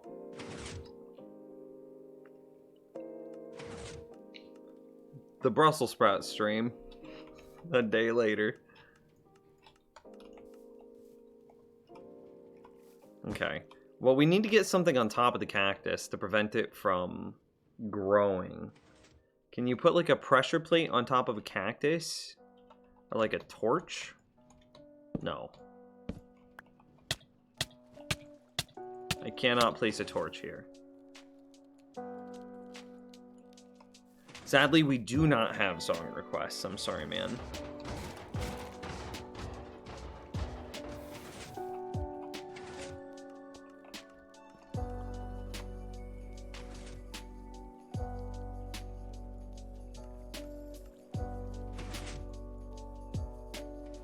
Yeah, no, I'm really happy because I'm just looking at the title of it and I'm just like, yeah, maybe we don't.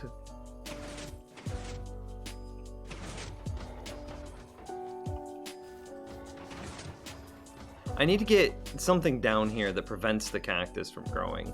I really wanted it to just be like this all the way down, but it doesn't connect into the back of the chest, and I'm worried about that little hip box right there. You think that would be a problem? The likelihood of that being a problem is so small, right?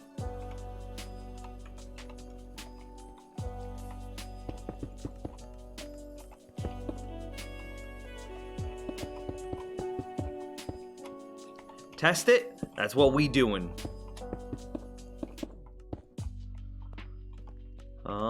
Let's see. 1, 2, 3, 4, 5, 6, 7, 8. Oh, that's kind of perfect. I don't have slabs. Also, I don't have water bucket.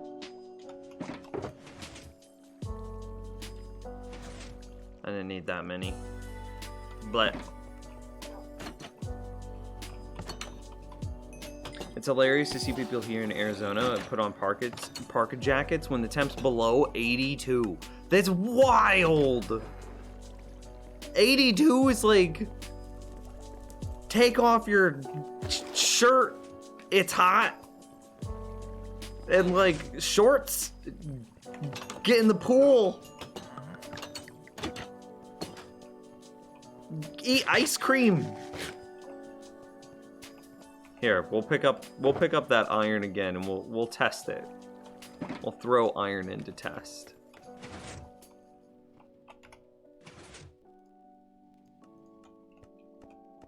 Oh, you know what's gonna happen? We didn't lock these hoppers, so we need to lock those hoppers real quick. We'll just do it with a bunch of slabs in BD. Blah. Blah. Blah. Okay. BEA beautiful. Okay, cool. Well, actually, now that I think about it, it can't be a problem, because the momentum from the water from this direction is going to cause the item to align itself along this farmost wall, and then this farmost wall is the side that doesn't have the hitbox problem. It's this side that has the hitbox problem. So yeah, looking at it, there's no way that this could be an issue. See, it's aligned on that far edge, and then it falls down.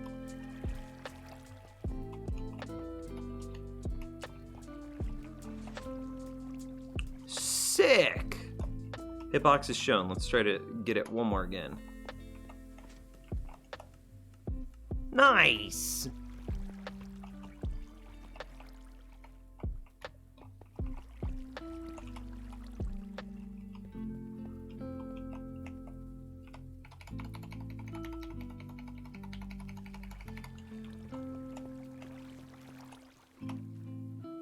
I'd say that's a success.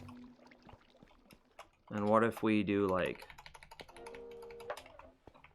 I tried to zig them back and forth, and they're all good. All got destroyed, no problem. Why didn't we build this one more block up? I don't know.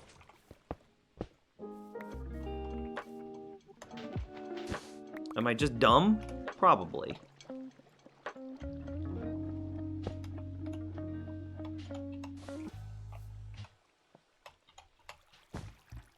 Aight.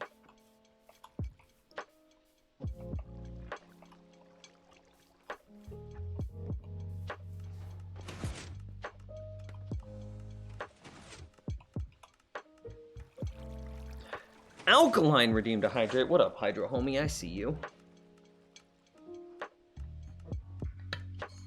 82 is kind of cool weather for us in Texas. Man, if it were 82 here, I'd be dancing naked in the streets. 82 is hot. I was on the phone with my dad the other day, and it was like 76 out, and we were both like, oh yeah, it's nice that it's finally getting warm, but it's about 5 degrees too warm for me.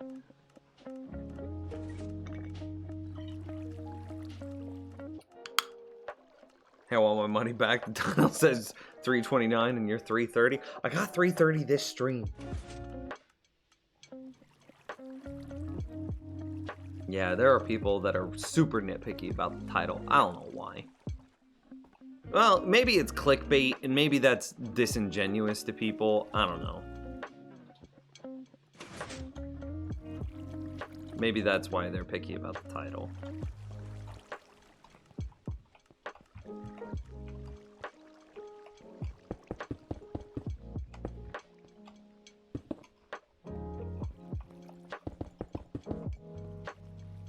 I'm out.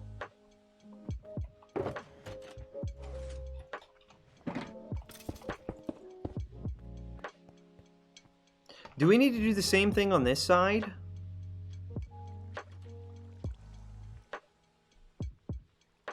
Ooh. Something's happened to my minecart. Yep. How full are you, bud? Okay. You're just picking up ender pearls. That's all I cared about. So that can happen when a cat or a wandering trader can bump the hopper minecart.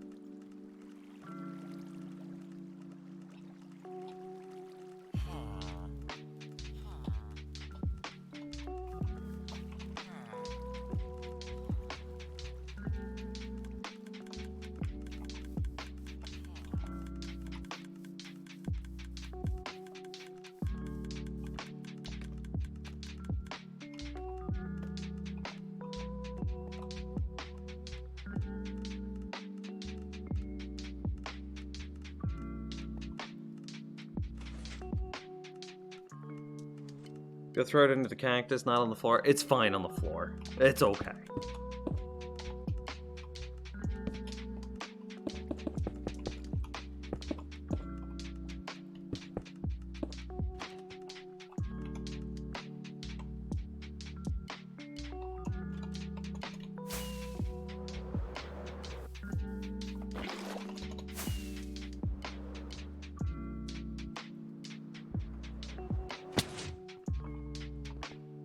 How far is this? 1, 2, 3, 4, 5, 6, 7, 8. You want to replace all torches to save lag, but you just throw stuff on the ground? It's 5 minutes! 1, 2, 3, 4, 5, 6, 7, 8.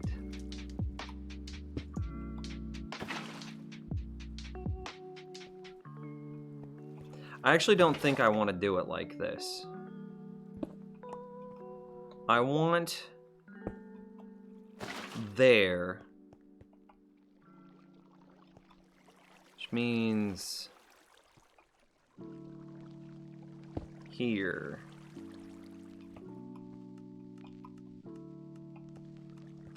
Yeah.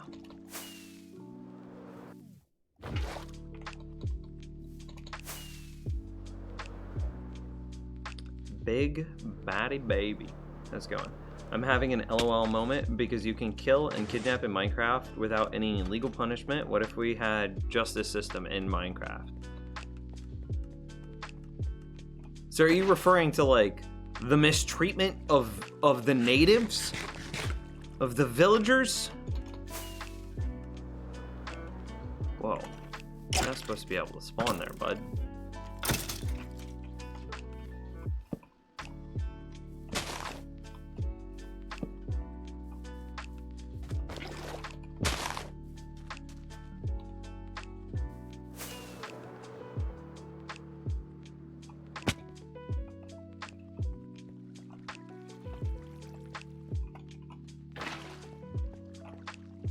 Sick.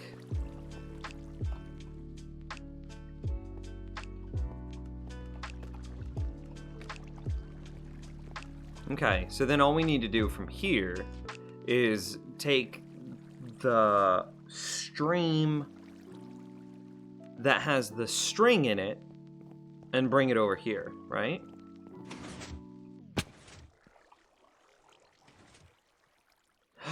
Ooh, you know what I just realized?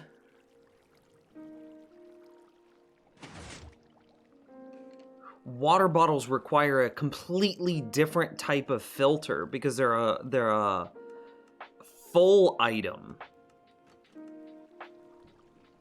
Ooh, all of this might have to get redone.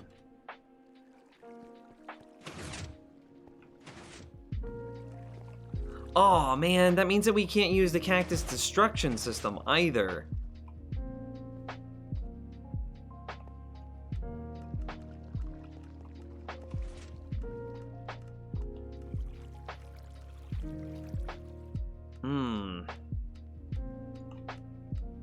Oof. Okay, so water bottle filters. What was that lag? Water bottle filters are built using a brewing stand with a series of hoppers. I don't know if I'll be able to represent this.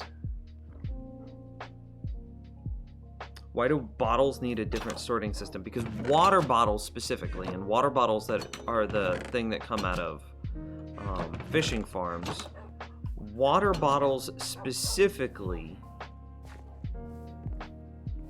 don't stack.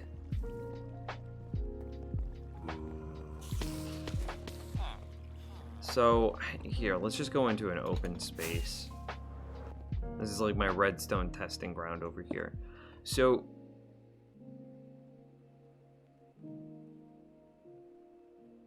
I forget how they're set up.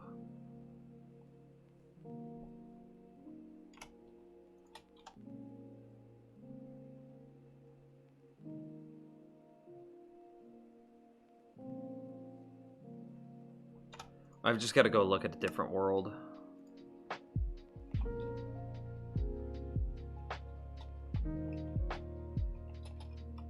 Ah, the water bottles go into the side. Okay, there's my disconnect.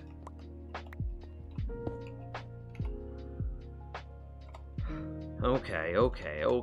So we're gonna have, it takes a brewing stand, and then you attempt to place water bottles into the side of it like this.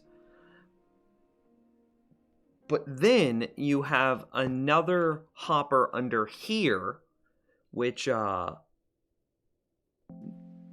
is going to try to pull whatever item in this is out. So what we need in order to create a water bottle filter, and then of course you have the hopper out of this guy, and then that's how you store this hopper, then feeds into some sort of storage.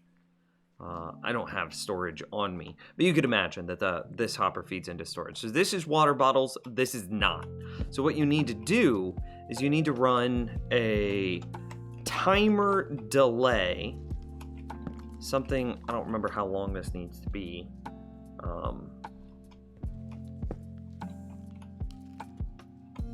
Let's say 2 ticks.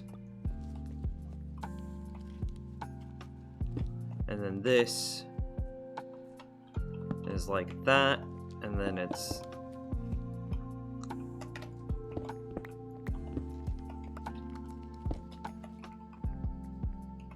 something like this.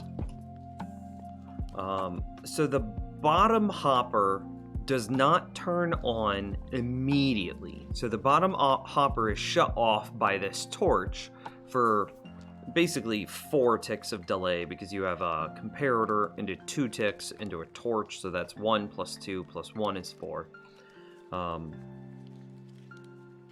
So this bottom hopper is off for 4 ticks.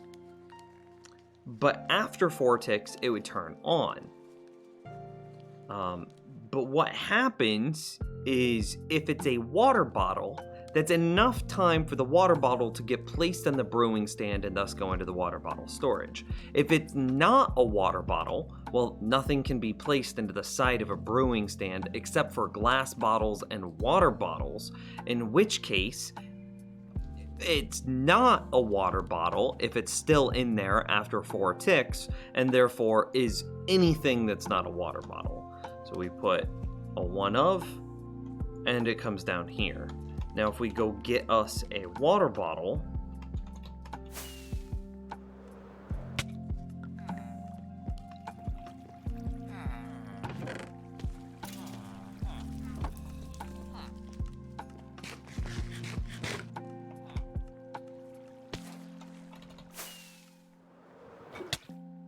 it would have been really cool if I could have done a flyby on that.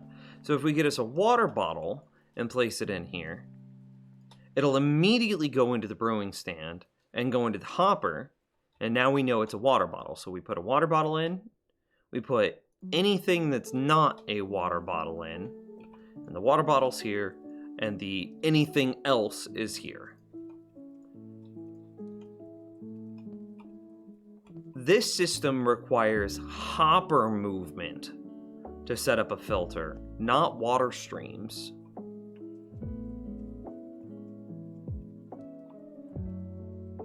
What happens if you get 2 water bottles close together? That shouldn't be able to happen because of the fishing farm's minimum time to catch being 5 seconds. This 4 ticks is 1 second, and a fishing farm has a minimum catch time of 5 seconds. So, can't happen. But this is how you set up the filter.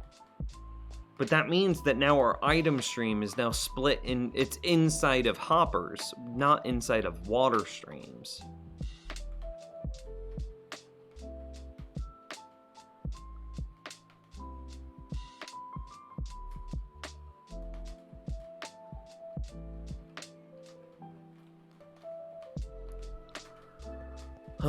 Well, now I think we have a question of, are water bottles that worth it?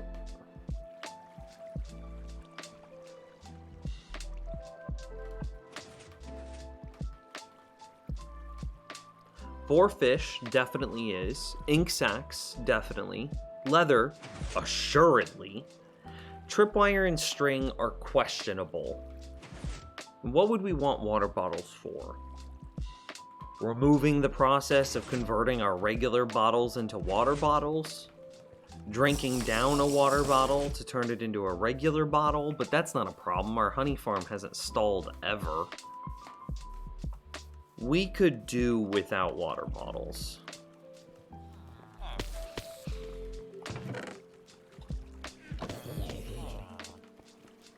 When they update potions, Kappa? Yeah, if they ever update potions.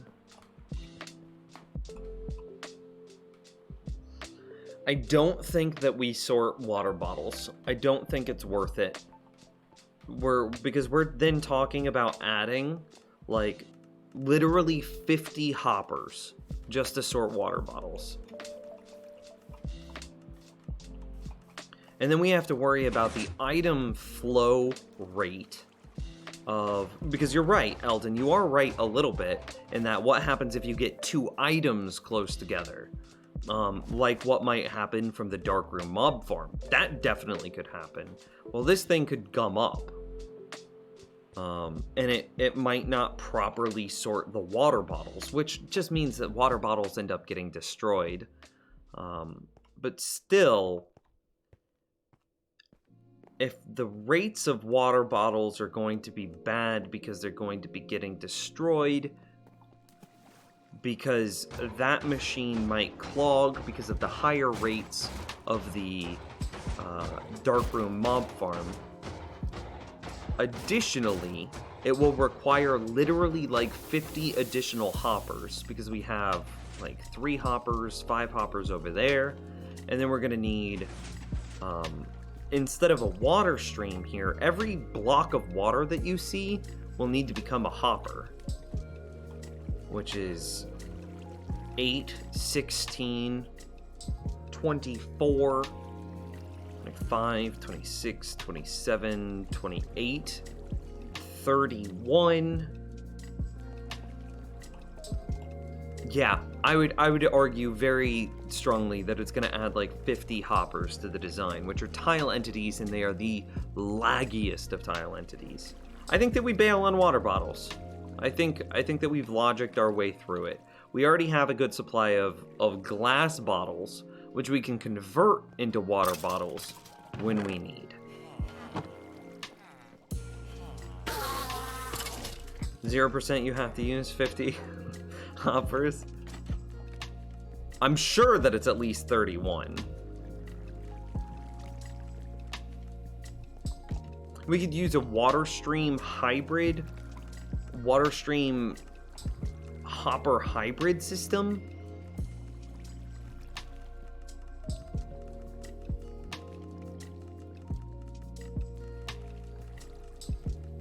But it makes the whole thing so much more complicated.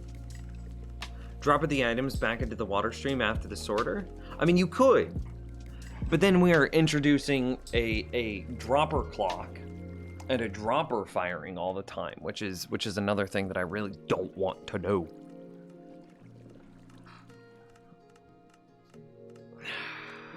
Yeah, I think we just bail on water. No water bottles. This goes away. So where do I need to delete it? 4 fish types, ink sacks, leather. 4x fish types, ink sacks, leather. Got it. Plus tripwire, hooks, and string.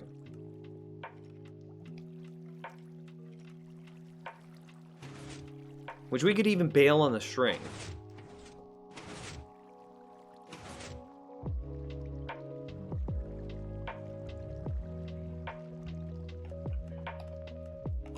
Okay. I think I like this.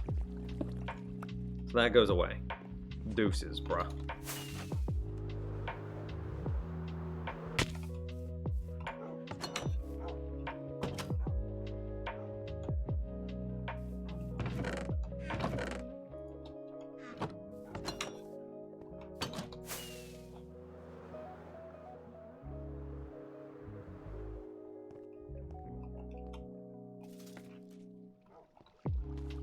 Yeah, okay. Definitely. This is good. So I'm just thinking, do we actually need the tripwire hooks? Because now we have, what is it, 8 items?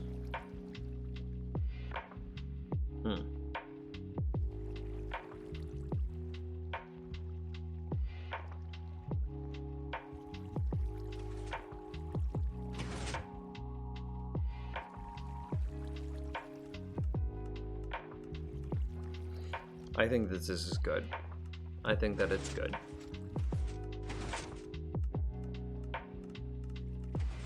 And with that being so good, I think that's going to be where we stop the stream. I think this is going to be where we end it for the night, guys. I will be back tomorrow, same time, same place. Don't you worry!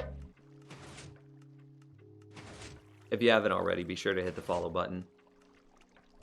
Huge, absolutely huge shout out to a Mr. Zyle tonight for the, I don't know, like 15 gifted subs, something wild like that, along with $100 frickin' insanity, dude. And double A Alkaline with the 666. Thank you guys for the love and support. I literally could not do it without you. You guys are wonderful. I love you so much. I'll see you tomorrow.